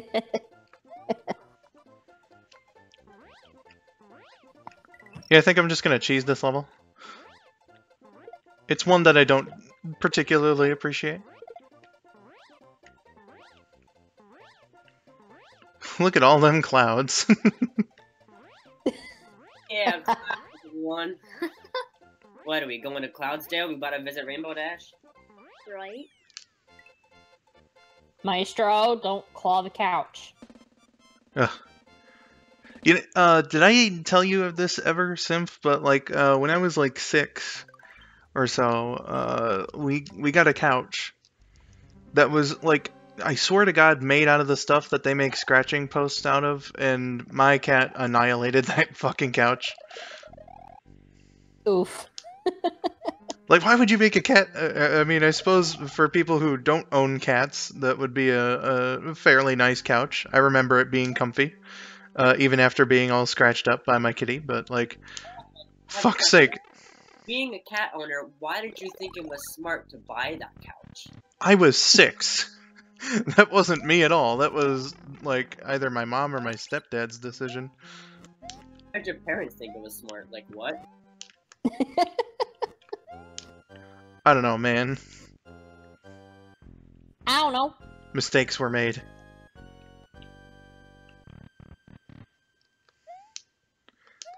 God, that room I just did always makes me nervous. Why wouldn't it, though? I mean, it's a bunch of spikes that are coming down at you really fast.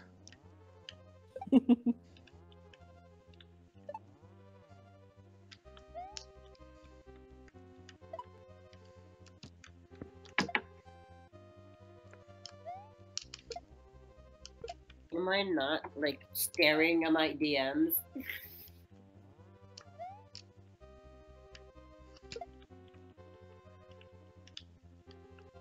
We got some family drama here, folks. Look at my private messages for some reason whenever they're out. Like, Yeah. to make the of I was looking at the time, and now we can't even, because I just saw him with his face basically buried in my screen, staring at my DMs with Lyra. That's not nice. For a reason?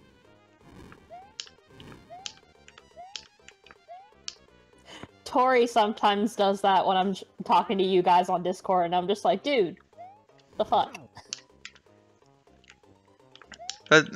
No, that's rude. Why would anyone do that? Please explain yourself. Don't do it. Oh, fuck. I was like inside his hitbox. And so I finally get out and jump on him, and then I'm inside the firebox the hitbox for his fire. And I was like, oh shit, I gotta get out, and so I jump, and then, but it's too late. Ugh. That was horrible. I wonder if there's a secret room for a for like a checkpoint in this castle, or if that kind of thing just doesn't exist.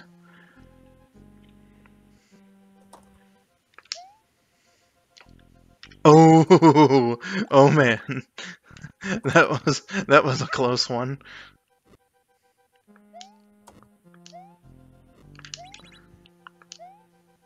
Oh. This might also be a close one here. Oh, nah, it wasn't really that much of a nail biter. Legend said that Monkey Dude is hanging at the checkpoint. I would sure love it if Monkey Dude was hanging at the checkpoint. Be greeted by our Lord and Savior, Monkey Dude.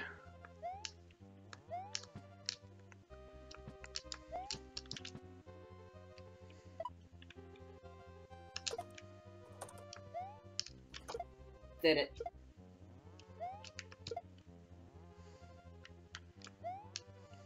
He hits her brother with a pillow, so I just did it.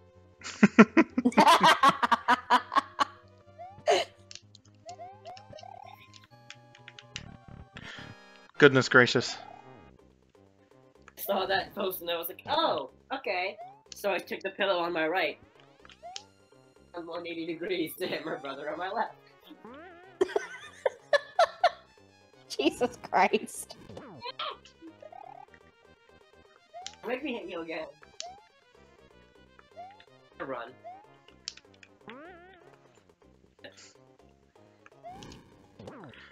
There. There, he's dead. Back with this pillow. Well, at least that wasn't as bad as the third castle. Oh my god. This boy is coming at me from behind the couch with his pillow, just like trying to fall on me.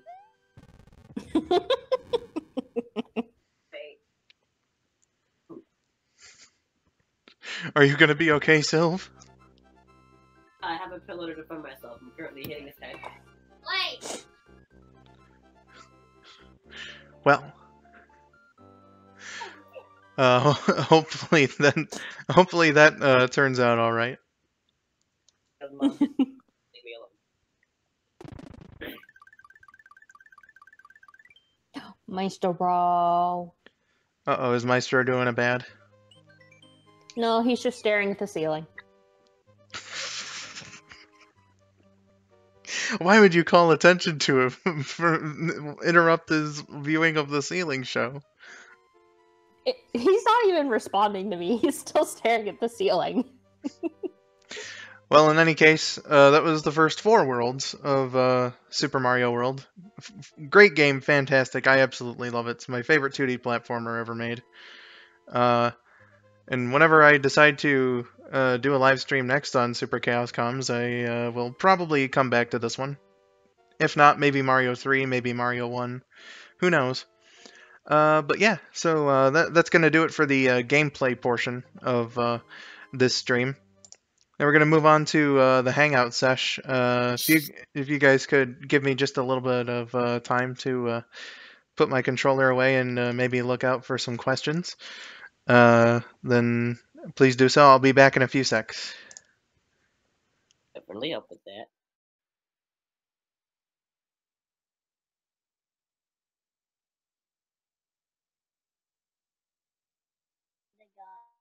So, Sylv.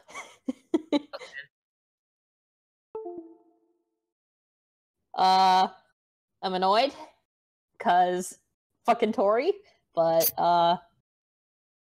yeah. Other than Tori. As you can tell, I'm dying. Please don't. Yeah, I can't die yet. You still have to kidnap me to Ohio. Yes. Well, no. Even after that, you can't die. I forbid it.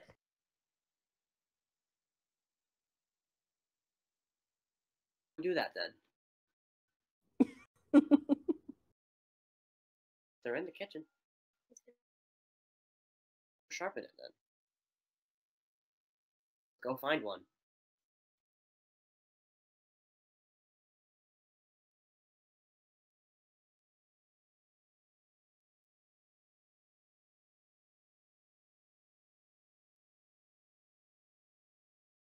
Like what erections went for. What are you meant to do this when you...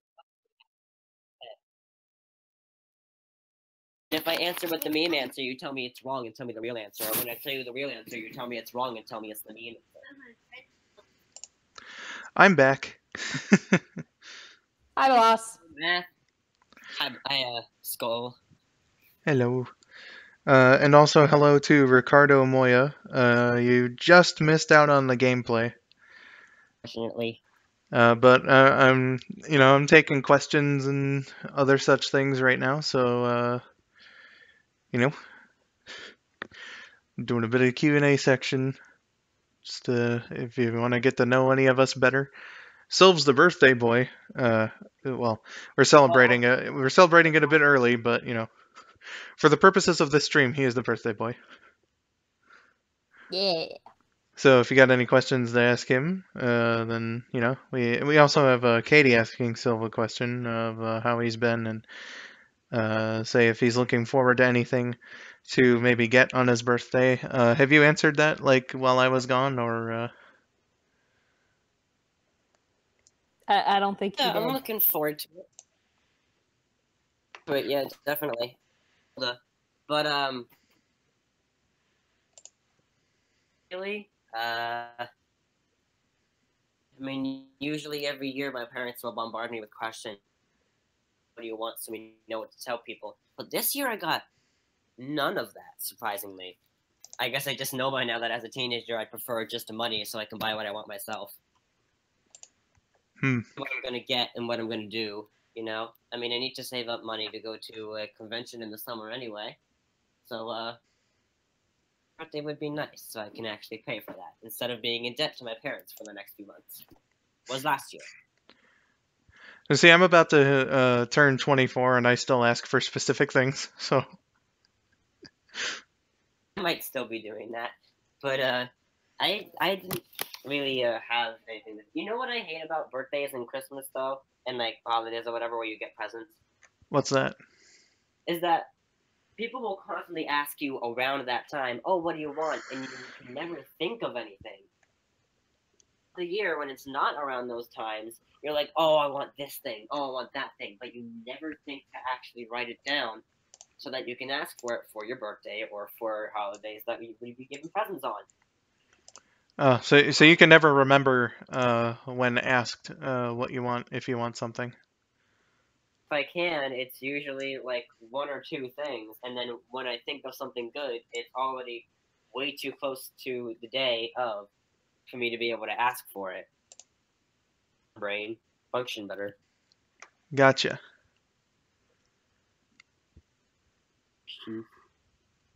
Oh goodness. I apologize for yawning. Yawning is contagious. We had a big problem with that on one stream. I forget which one it was. Everyone was asking us what books do we all, what's our favorite book? You're funny. I don't read. If I had to say, I mean, I haven't like read like full books in a really long time, so you can tell how smart I am. But my favorite book, I think when I was younger, and well, obviously since I don't really read novels or books of any sort right now, I suppose it still would be Harry Potter and Uh, Chamber of Secrets was my favorite movie. In terms of the Harry Potter movies, but Sorcerer's Stone I thought was the better book when I was a kid. Oh well. I remember chapter 5 though of Sorcerer's Stone being impossibly long. It was a really long chapter. I mean, it's Harry Potter. What do you expect? No, but I mean, like in comparison to all the other ones, it was just like it had to have composed like 30% of the pages in that entire book.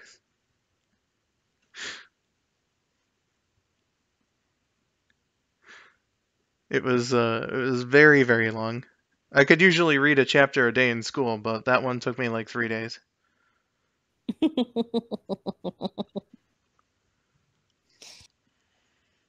don't know if this counts or not, but the first book I ever actually read all the way through on my own accord, the Olympic Kid series. Around when the first one came out, orders, and I was sitting on the couch doing it for homework, and even after my time was up for reading for that night, I decided to keep going. Book within an hour. You finished the book, you say? Yeah, it was like 200 something pages, but the thing is, there's like big ass drawings in them, so like I don't think it really counts.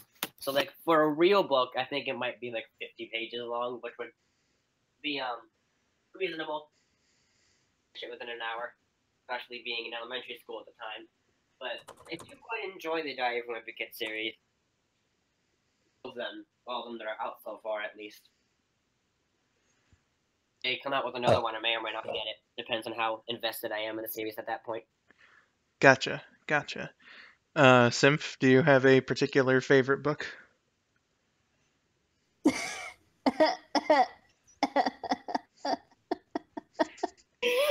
Okay, so compared to these two idiots here, I read a fuck ton. So, God, I have to pick one. Is it like asking you which one your favorite cat is? Yes. So honestly, if you're gonna ask me what my favorite movie is, I would have to give the same sort of answer. Like I just don't fucking know.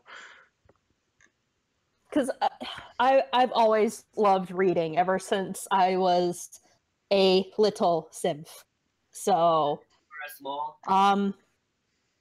if I had to pick one off the top of my head, it would be Inferno by Dan Brown. I fucking love that book. I was named after a character in a book. I was named after a mythical creature in a card game. Really? That's interesting. He was. I know what his name is. Ever heard of the game Magic? Yeah, Magic the Gathering. My dad was very, very. He still plays it now, but like he played it way more often when he was younger. Right. Or when my parents were naming me, my mom was like, "Don't you name our kid after some beast in your card game?" And he was like, "Don't worry, I won't." But then he suggested the name, and she was like, "Oh, I like that." And so they named me it, and then like maybe 2 years later, that it was based off of that, and she got so mad at him. Oh. But she's just mad that that's the origin of it. Well. Yeah, my mom liked this book called The Flame and the Flower. And I guess the male protagonist's name is Brandon. And she wanted to name her first son that, but my dad was like, nah. So I was the second born, and I was still a dude. So my mom was like, okay, this one's gonna be Brandon. And that was me. Brandon, I'm thinking of the Pokemon protagonist from the Hoenn region, the third generation. Was there a character named Brandon in Pokemon? Yeah. Every protagonist in the Pokemon series that you play as have actual names, and if you would like, I can list them off. Yeah, like Red's name is Red. Obviously his name is also Green. Well, No, it's red. that's So kind of dependent, but go on. for the first games, for the Kanto region, we got red as the main male protagonist. People call the female protagonist green, but I tend to not, since that's the rival's name in America. Would you call her Leaf then? I call her Leaf. Yeah, Leaf. Some people call her green, but the rival is called either blue or green, depending on what region you're in. I think America calls him blue and Japan calls him green. That would make sense. I think there might have been a translation error there, but I don't know. Well, no, that's because the original two games that came out in Japan were red and green, and then And it was red and blue in America. yeah, they like the Japanese blue version was kind of like they released that like how we released the yellow version, right? It was supposed to be sort of an expanded Pokemon, but like they decided to take the Japanese blue version and split that into our red and blue version. So it's actually there's actually quite a lot of differences between the original Japanese games and the original two American games. But I tend to call the rival green for the sole reason that since the game is Japanese itself and the Japanese releases were red and green are opposite on the color wheels and it's supposed to be your rival and your canon name is red, sense if your rival's name was green. You know what I mean? I can see that logic. So Although I will not oppose my name Blue since I did grow up as a kid calling him Blue. But now that I am older and can comprehend more things, I call him Green. you can comprehend things, unlike poor Neon.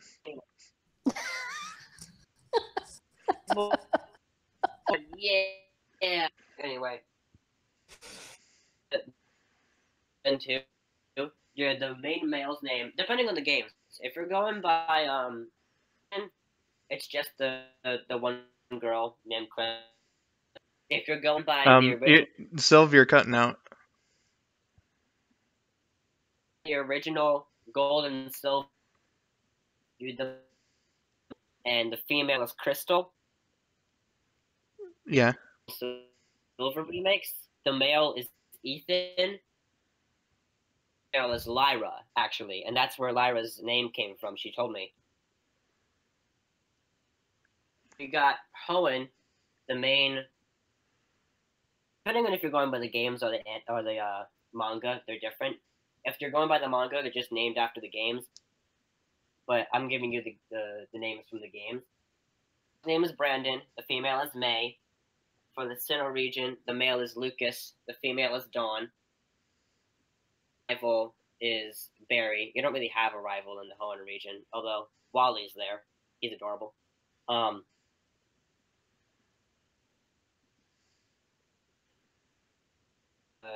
These names are forbidden in the fandom, but I'll mention them anyway for the sake of my explanation.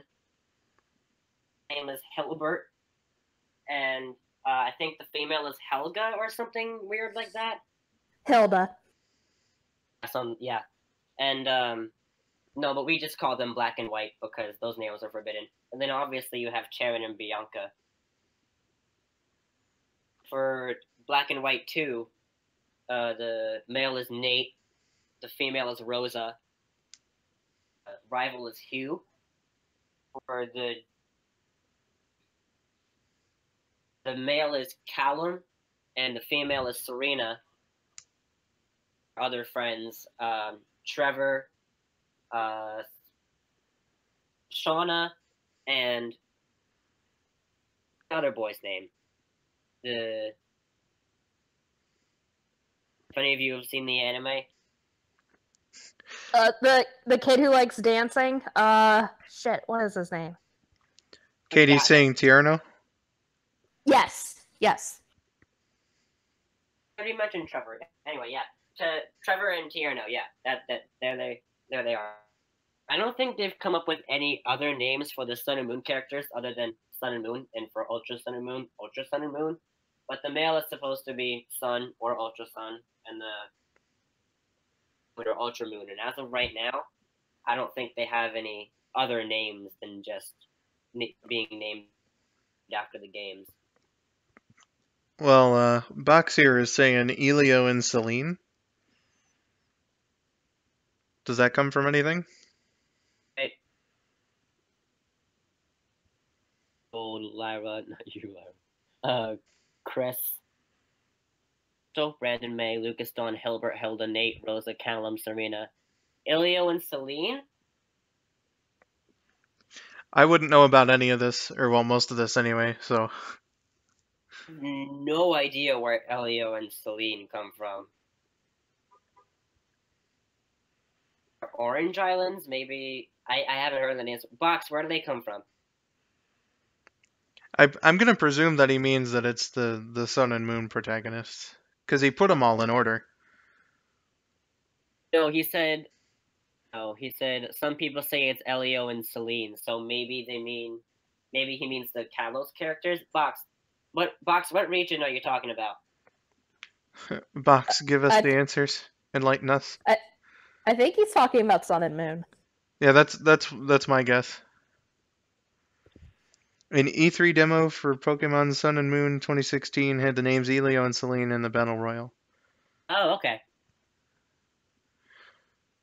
I have to look that up. I haven't seen that somewhere. You know, I'm kind of surprised. Like since the rival in Gen 2, his name is Silver, and they made the girl Chris, because Crystal.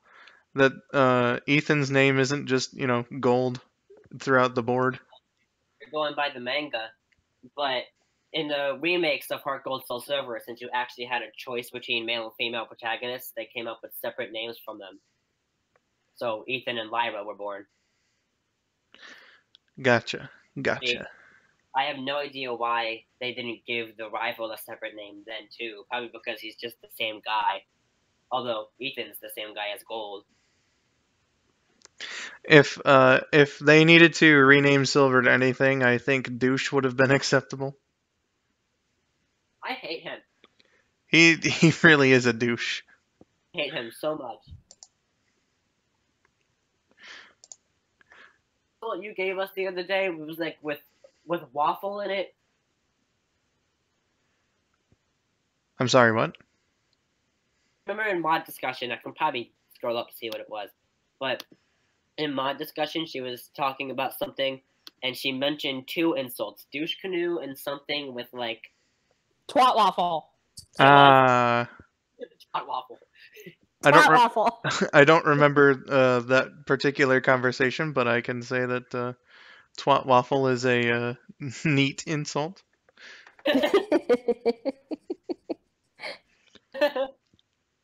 And twat waffle are my new favorite insults.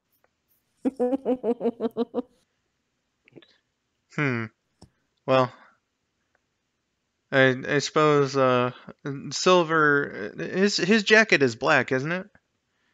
I know his hair is red. His hair is red. His jacket is black with like red lining on the outsides or whatever. Like the zipper is red and like the ends of them are red, I think. Oh, so clearly he's the Pokemon equivalent of Shadow the Hedgehog. Yeah, but see, Shadow's actually cool and sometimes does good things. Ooh, shots fired. Yeah, not Pokemon, not Sonic Silver. He's amazing. He's just a straight up douche canoe. Like And Pokemon Silver, he's not a good boy. Like, I mean, was a pretty much of an asshole too, but at least he was just more of like a friendly teasing type of guy. Straight up being mean to you for no apparent reason. Like, you literally lied to the police for stealing a Pokemon from the professor. So they go around being like, I'm going to be the best trainer. And I'm just like, your first Pokemon was stolen. What? Bruh. Have a name that would give the Pokemon League if their champion had the first Pokemon ever be stolen from the professor of the Johto region? Just what the fuck, man?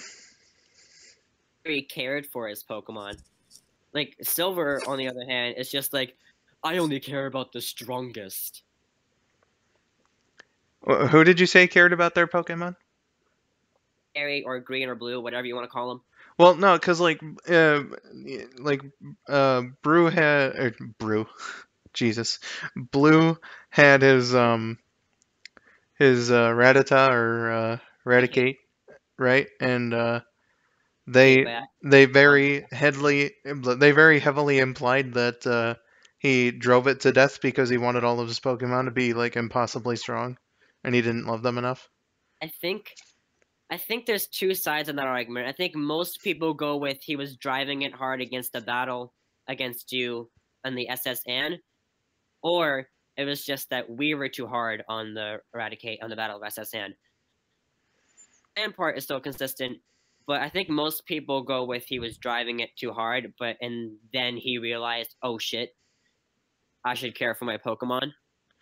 That's gonna be, or well, I mean, that's what I think of it, because I mean, like, I don't think that it makes too much sense that Red inadvertently killed that Raticate, because like Blue was making a whole point about he wanted his Pokemon to be the strongest and all this and everything, No, yeah, I can actually like Blue and Blue/Gary's character. That he was more of just a teasing type of way, and after that incident, he was actually like, I should probably care for my Pokemon, and he actually went Kate in Ghost Tower. Like he actually cared for that. I bet you if we had killed one of Silver's Pokemon, he wouldn't give a single damn. Well, yeah, I can see that like at the very least, Blue learned a lesson, but at the same time, he really shouldn't have had to learn that lesson. But like just a tad bit, I can agree with Katie here. If you've ever anime, Silver from the games is literally Paul and Trip from the anime. Oh, they just don't give a single fuck about their Pokemon. Nope. Let me tell you, Paul is a jackass. Can't stand him. Friend.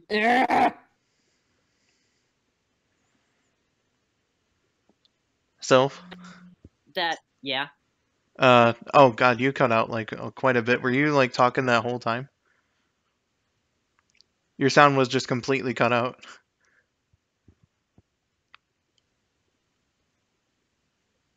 Uh-oh. Self? Yeah, I'm here. Oh, Jesus.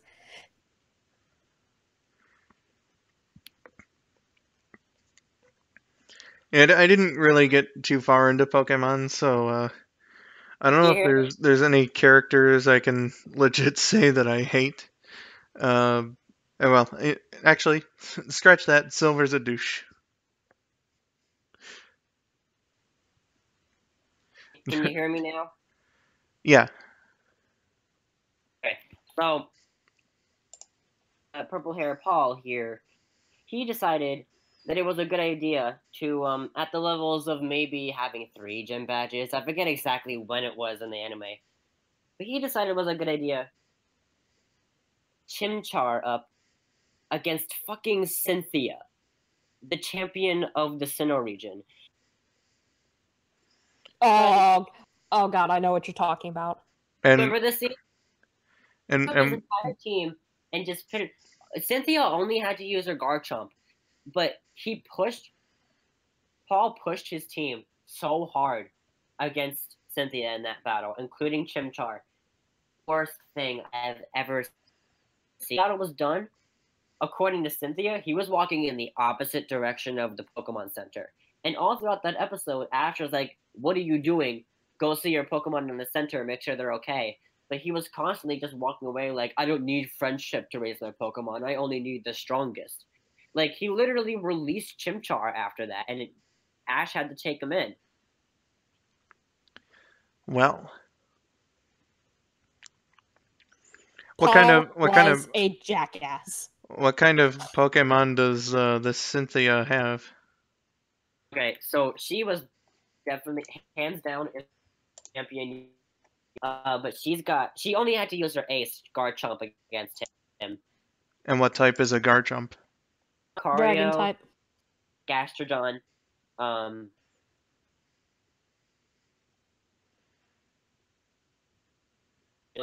and then she's also got a did I already say Lucario? Wait. Garchomp, Lucario, Spiritomb.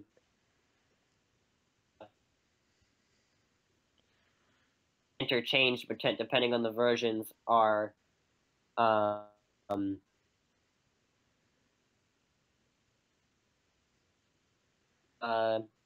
Gastrodon, other Pokemon. So does she stick to dragon types, or what's going on here? Oh, you said Lucario, so obviously Right. not, but...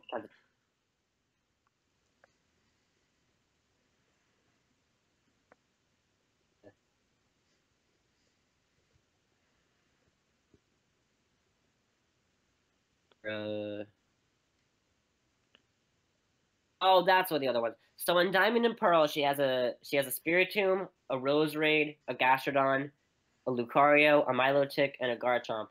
And then in the remake of Platinum, she's got a Spiritomb, a Roserade, a Togekiss, a Lucario, a Milotic. So does... like, what types are these Pokemon? Because, or well, I mean, I know a bit about Togetic, because obviously, but, Tomb is a Ghost and Dark type, and up until Kalos, it had absolutely nothing was super effective against it because of its typing. And you got Roserade, who's a Grass and Poison type. Gastrodon is a Water and Ground type, although you got Togekiss as its replacement in the remakes, being a normal and flying, now fairy and flying. Lucario is fighting and steel. Milotic is pure water, and Garchomp is dragon and ground. gotcha. So, her roster of Pokemon then is like a mixed bunch, Very mixed. not like the usual gym trainer that just kind of sticks to and one her type. champion, got Pokemon between levels of 60 and 66. Yep. Oof. A toughie. Cynthia was like the one that I had the hardest time beating when I played. Most Pokemon fans agree that she is the hardest champion to ever beat. I've only beaten the first two gens, so I guess between Blue and goodness, who's the champion? I think it's Lance in the second game. Well, I mean, there's a lot of extra content after you win the championship in the second game, so I guess it would have to be Blue. But as far as gym leaders, I had a problem with Whitney, who is total bitch. Fuck Whitney. Fucking Miltank. That Miltank was a bastard. I have a picture on my phone somewhere about her cycle or something. Hold on, let me find it. Go ahead, Skull. Let's see. Whitney and Claire. Claire's Kingdra was always, for some reason, my like weakness.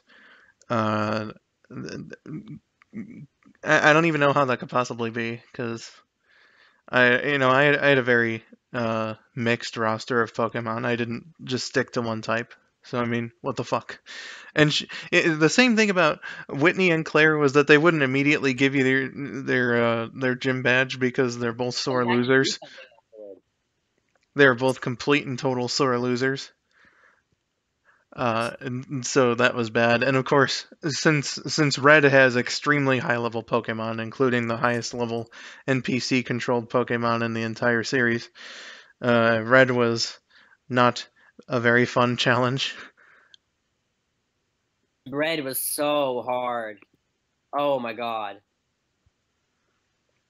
It was a battle of attrition between Red Snorlax and I caught Lugia, so it was like I had to keep using recovery because it kept using sleep and body slam, I think. So I was hoping that like I could make the Snorlax run out of body slams or whatever. And thankfully it worked. Oh, okay, okay. So I found a cycle of her male tank. Did it hit? Bullshit. Yes, it did. And then there's obviously yes. They both lead to are they dead? Yes, and then it has like that meme face of being like lol, and then it goes to back to rollout. Another one of the branches is no. Oh, what the? Do they attack? Branch of no goes to lol, and then back to rollout. And then after the other option is yes, and it says are you dead? Yes. Bah ha ha. If no, super potion back to rollout, and then the cycle continues again. I don't think she used Super Potion. It was always like this, like it said like milk. It was some kind of milk that she used, but it was all bullshit. Yeah, she would use milk drink. That was the move. Why is she like the second? She's the second, I think, gym leader that you fight in the entire game, and it's that fucking hard. Third gym leader that you ever fight. Although, I can say if you ever play Black and White, the second gym leader is a normal type. She can be a toughie to beat if with her Herdier and her that move takedown. If you're not careful, and her Watchhog and her Hypnosis was so aggravating as a kid. To that I say once more, oof. And also Frank. Frank, jeez. Oh, Frank. Now I'm kind of wondering if I ever said that in school and got in trouble for it. I don't think I did. Oh, Box makes up a good point. He brought up that the fifth gym leader in Hoenn is a normal type. He's your dad, Norman. Oh, really? Mhm. His slacking can be pretty annoying.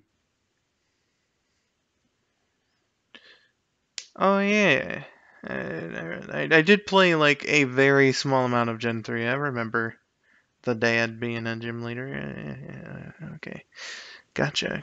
His Vorchick for the third gym battle against Watson, because his Magnabites and his Pokemon called shit. I'm drawing a blank. The evolution of Electrike. Beats me, man. Manectric. His Manectric and his Magnemites will destroy you if you do not have a fighting type or a fire type. Jeez. In the original games, in the remakes, Omega Ruby and Alpha Sapphire, it's not that bad. And we've been talking about Pokemon for a while. This is actually pretty insightful. Yep. Anyone got anything to add to this discussion? Oh, there's no gyms in Pokemon Sun and Moon, but if you count trial captains as gym leaders, the first trial captain is normal, says Box. Depends, Box. If you have Pokemon Sun, then yes, it's normal. If you have Pokemon Moon, it's dark types. Would they put in like a gym leader? I'm gonna call him gym leader for the sake of convenience. Like that would be that hard as the first one. With Sun and Moon, since they're not gym leaders, you don't actually fight the trainers. You fight things called totem Pokemon. They're normal Pokemon, except they're like 3 times the size, and they have like such like. Of course, their stats are boosted because they're the totem Pokemon, and they can call on a sidekick Pokemon. So it'll basically be 2 against your 1 Pokemon. Okay. What do I go for first? The big ass totem Pokemon or Oh, Sylph, you got some technical problems.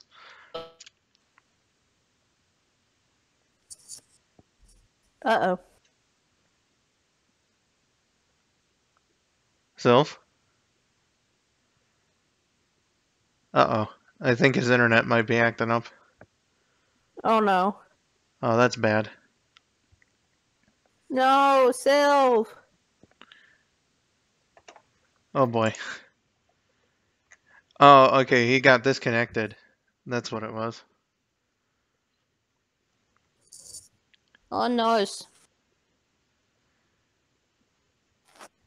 All right, Sylph.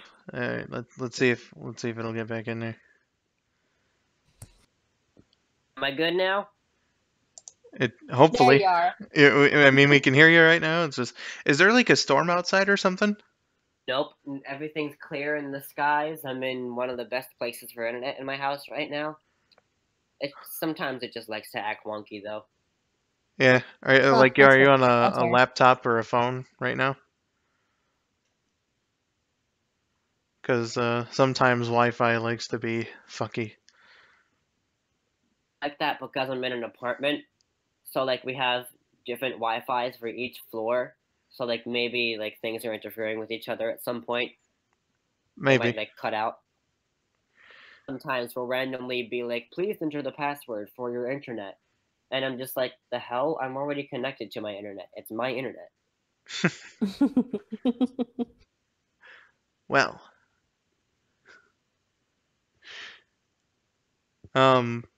So you were saying about like these totem Pokemon. It's like they give you a huge Pokemon to fight against and a normal one, you say?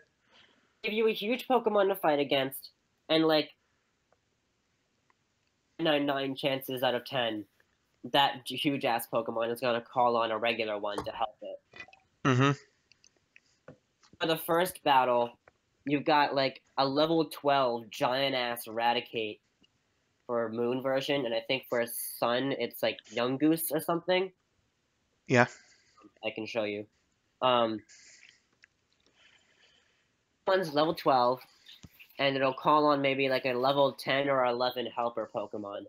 But obviously its stats won't be as good as the Totem one because, you know, it's the giant ass Totem Pokemon. Two. Right. Fighting a Snorlax 24/7. Goodness gracious.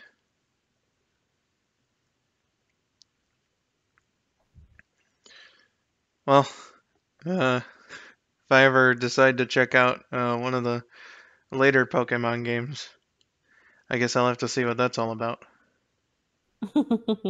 If I can recommend some Pokemon games not from Gen 1 and 2, suggest Fire Red, although that's technically Gen 1 still. Over Diamond and Pearl because they're great. Don't play Black and White; they're cancerous. I want to go for Black and White too, though. Those are fun. And then if you're gonna do Sun and Moon, just get Ultra Sun and Moon because it's basically just an enhanced version. Hey, Griffin. Okay. Alrighty, I'll try to keep that in mind if I ever want to check out one of the later ones. Should. But yeah, so we're almost at 2.5 hours now. So if anyone's got like another question or anything, maybe relating to Pokemon, who knows, that they wanna ask, or just like some topic of discussion, then please go for it. If not, I think I'm gonna cut it off. And keep going on the topic of Pokemon if we're okay with being calm about ships. I know who 4Kids really wanted to ship for some reason. For some reason they had this weird obsession with Ash and Misty, and it's like, because you would never guess that any kind of connection like that was there unless you listened to extra material that they made. There was one episode where they were looking at some side character's romance, and Misty was like, Ash and Misty were just like looking at them, like admiring it, and Misty goes, "We're gonna be like that," and Ash goes, "Yeah." Wait, what? Oh my. Episode. So maybe that's also another reason why people would ship them. So I think the main ships that go on with Ash it was mainly until Dawn came around, and then it was mainly Ash and Dawn until Serena came around, and now Serena is the main one. But I think if you were gonna look up Ash X, any insert character on your search bar, results I think would be Serena would be first, Misty, then maybe Dawn, then Gary. Like, I can't imagine that being a May. healthy relationship. I personally ship Ash and Gary, but for the reasons that, yeah, they're rivals, but the thing is, if you've watched the anime throughout, he keeps encountering Gary, and every single time, yeah, Gary teases him because he always does, to be more friendly in a way, rather than just being like an asshole. Like, you know how in the regular series, like the first one, the very first one, like Indigo League, Gary is like, Ash is a loser. Yeah, Ashy boy, I'm gonna beat you. You know, like stuff like that. Yeah. Friendly with Ash in the later anime. Like when he comes back in Sinnoh, he's actually very friendly with Ash, and it's quite nice to see their relationship grow like that. So I could definitely see it being a more healthy type of thing. And there are small things that people will use as ship material, like the split Pokeball from when they were kids, when they were fishing. How one of them has one half of the Pokeball and the other one has the other half. Right. What else will people use? Pikachu and Umbreon are very, very friendly. Those are their aces, so they might go with that too for some reason. I'm sorry, but my Pokemon OTP is Pikachu and Ketchup. True, but I think the main thing that people go off of for Ash and Gary is the fact that the soul thing that that Ashy boy, and if you go in the Japanese version, it's Satoshi-kun, and we all know that when a male refers to another male with kun at the end of it in anime, it means that he likes him. Well. Fun, Katie. That's a fun one.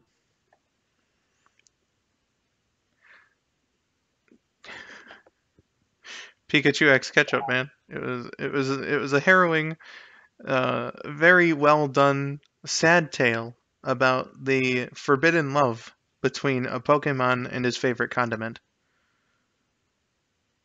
And that evil ass and that evil asshole Scyther being a fuck.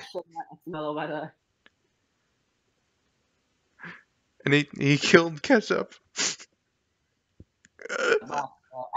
Oshawott and Piplup X Meloetta, that whole those whole shenanigans, those were funny to watch. Oshawott constantly fighting over Meloetta, that was funny. I wouldn't know about that. But the later anime, they're pretty good. You know, I felt pretty bad for Meowth, because that girl he was trying to get never saw him as anything more than a loser. He did everything that she was asking him to do. Talk like a person, you know, fucking be a unique Meowth, and then she still rejected him. Total. You know what else happened to Meowth that I found pretty funny? What's that? He at some point in the anime got obsessed with this one Pokemon named Purloin, and I can send you a picture of what it looks like. All right. Just assume that this Purloin was a girl, and you're gonna see why. But when he finally, like at the end of the episode, confessed to this Purloin, Purloin's a guy. They're like, oh, Meowth, that must be so embarrassing.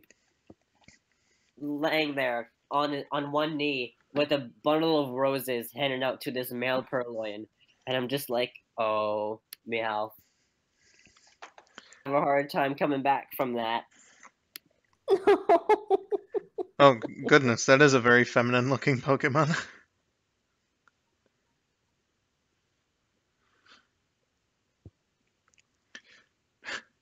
Meowth, I made a mistake. Should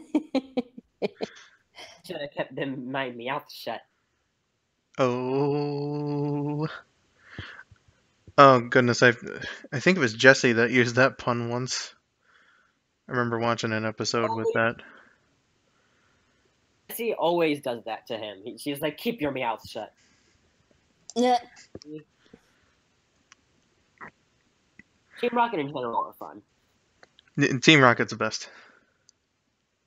Those hooligans. Oh, yeah. I think Katie asked earlier what our favorite Pokemon movie was. And I think I would say mine, personally, is Pokemon 2000. Yeah, I'm gonna have to say that. It was just a really nice movie all around. You cannot tell me that you didn't cry when Ash turned to stone. Oh, when I was a little kid? In the first movie? I didn't.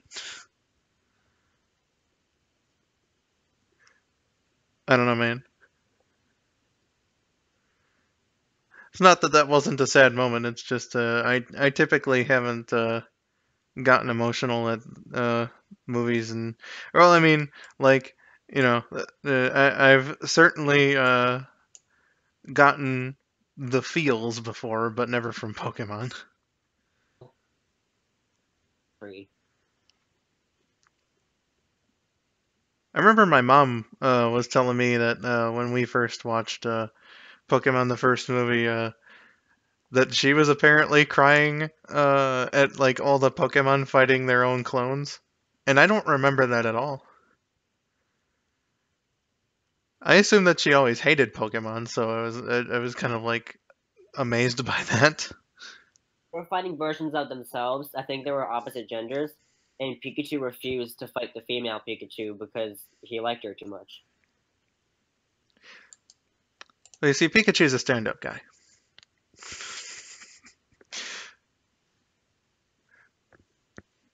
And besides, why would he fight with a female Pikachu when he's got his own love?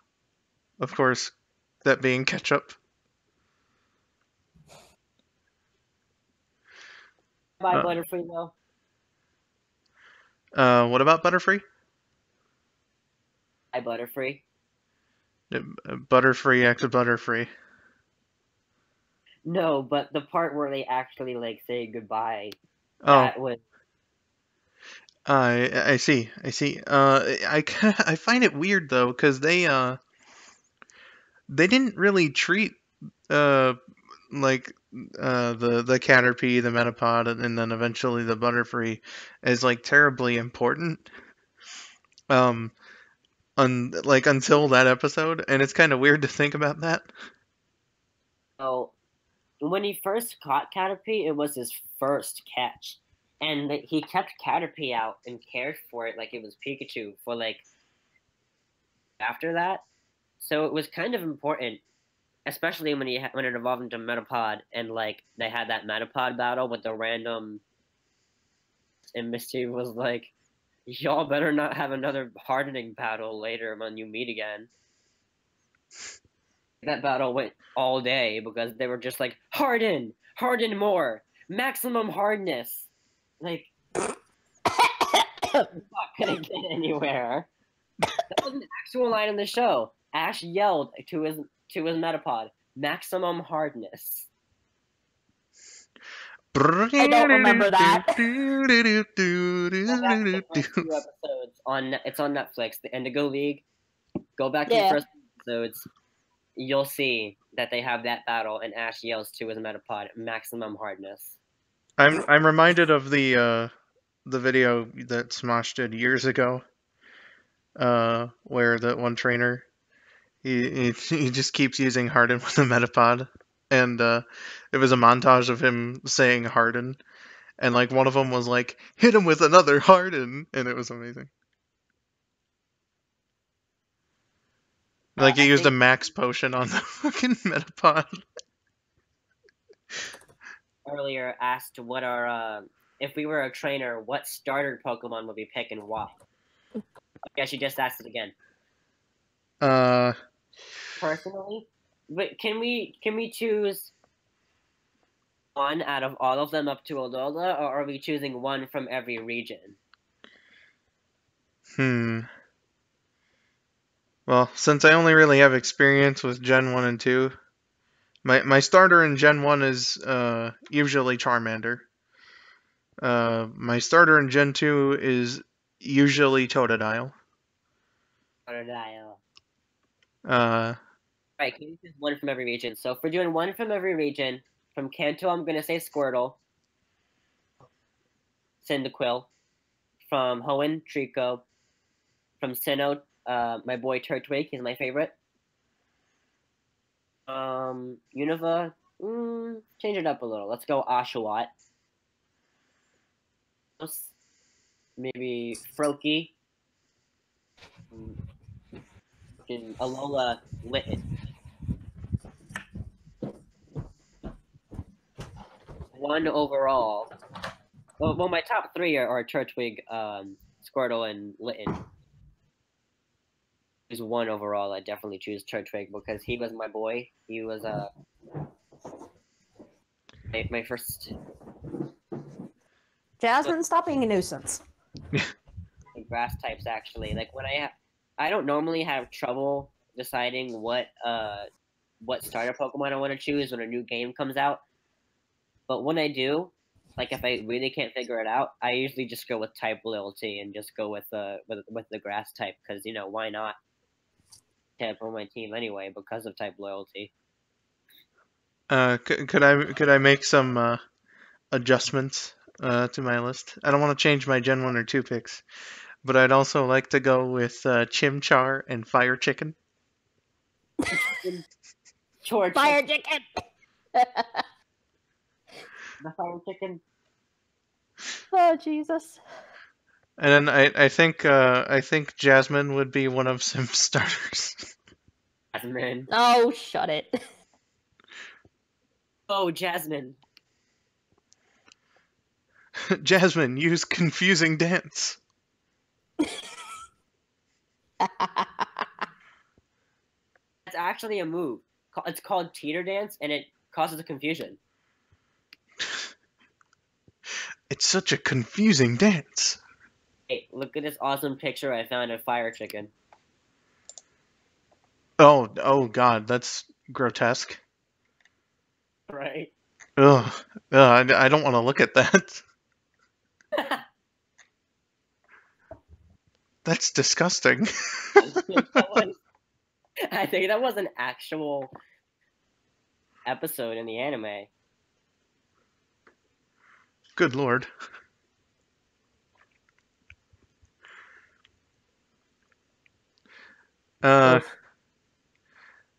So Symph, did you make your choices already, or did you, or were you patiently waiting for us? I mean,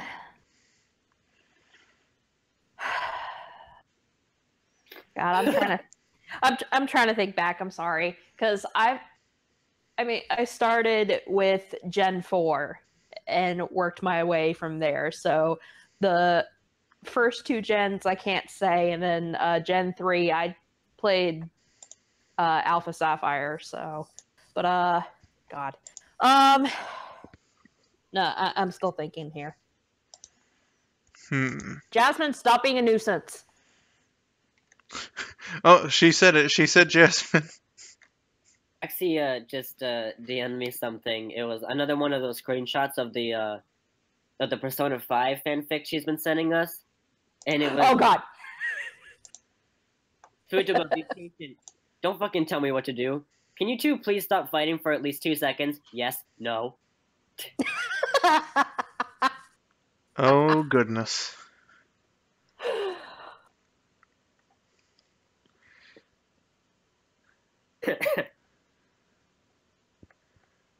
Symph, quick. The starters. They need to know before we end the stream. Okay. Is my boy. Okay, so Sinnoh, I would have to say Chimchar. Unova, I'd have to say Snivy. Kalos. Ah, crap. Why am I blanking on the Kalos starters? Loki. Anakin.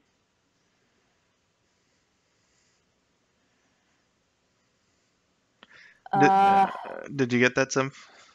No, I did not. So, sorry, you keep cutting out. The water type is Froakie. The fire type is Fennekin. It's Chespin. Okay, Froakie for Kalos.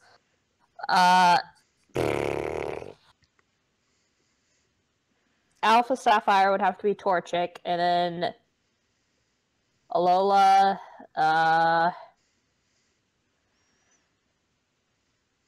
crap, Rowlet. Rowlet. I love Rowlet. Gotcha. So 2 people said fire chicken, ladies and gentlemen. Fire chicken. And you both also said Chimchar. Yeah, we got fire monkey and fire chicken. Wait, I should get a Chimchar and name him Monkey Dude. Do you have enough letters to do that? I don't think you do. You have 10. MONKEYDUDE. Yeah, if you don't put a space in between them. Please do it and send me the evidence. But yeah, I think. Oh, yeah, Vaporeon. Oh, what if we make Pokemon teams? Vaporeon is my boy. I love him. That's all. I think of all the evolutions I can remember, I think Flareon's my favorite. Flareon's a good one. Flareon's a good one, definitely. I think I have a hard time. It's so fluffy. Between Leafeon, Glaceon, and Sylveon, the grass, ice, and fairy types. All of those are pretty good.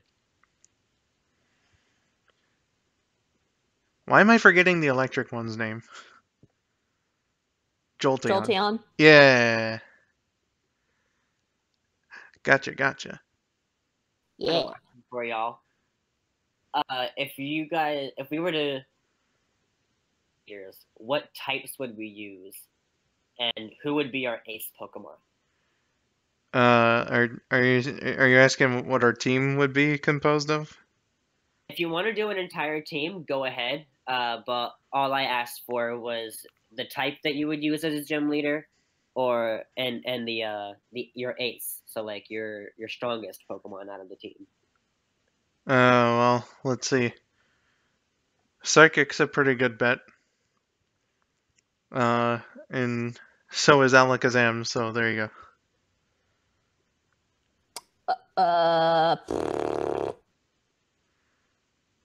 I mean, I do have a specific Pokemon team set up, but as far as being a gym leader goes, I'd probably be an electric type with Shinx as my ace. Terrible. I would be a grass type gym leader with, depending on the levels, some big evolution line. If I were a beginning one, I would just have a Turtwig, but if I were somewhere higher up on the gym leader scale, it would be Torterra. My boy, evolutionary Torterra. Best starter. No, he's not. He's got like 6. He's got 6 weaknesses, but he's the best in my heart. Well, there we go, ladies and gentlemen. And I think it's about time to put a wrap on this one. Yes, please do that, Katie. And I think we had a good time here. Would you guys not agree? Yeah, my electronics are dying, so Oh goodness. Okay, so just want to end it really quick. Sylv? Yep. Here we go. Happy birthday to you. Happy birthday to Birthday you. to you. Happy birthday Happy to birthday, dear yourself. Sylph. Happy Happy birthday to you. birthday to you. It was so out of sync, and it was wonderful. I love both of you. Aw, love you too. You're such a nice guy. Thanks. So But anyhow, yeah, this was the first SuperChaosComms stream. I hope you guys enjoyed it. Another happy birthday to Sylv, even though that's Wednesday. But again, for the purposes of this one, he's the birthday boy today. Yeah. I've been Skull902. I've been Symph. I've been Sylph. And we'll see you all at some other time. Thank you for joining us here on the first ever SuperChaosComms stream. Bye-bye, everyone. Bye, guys. Bye-bye.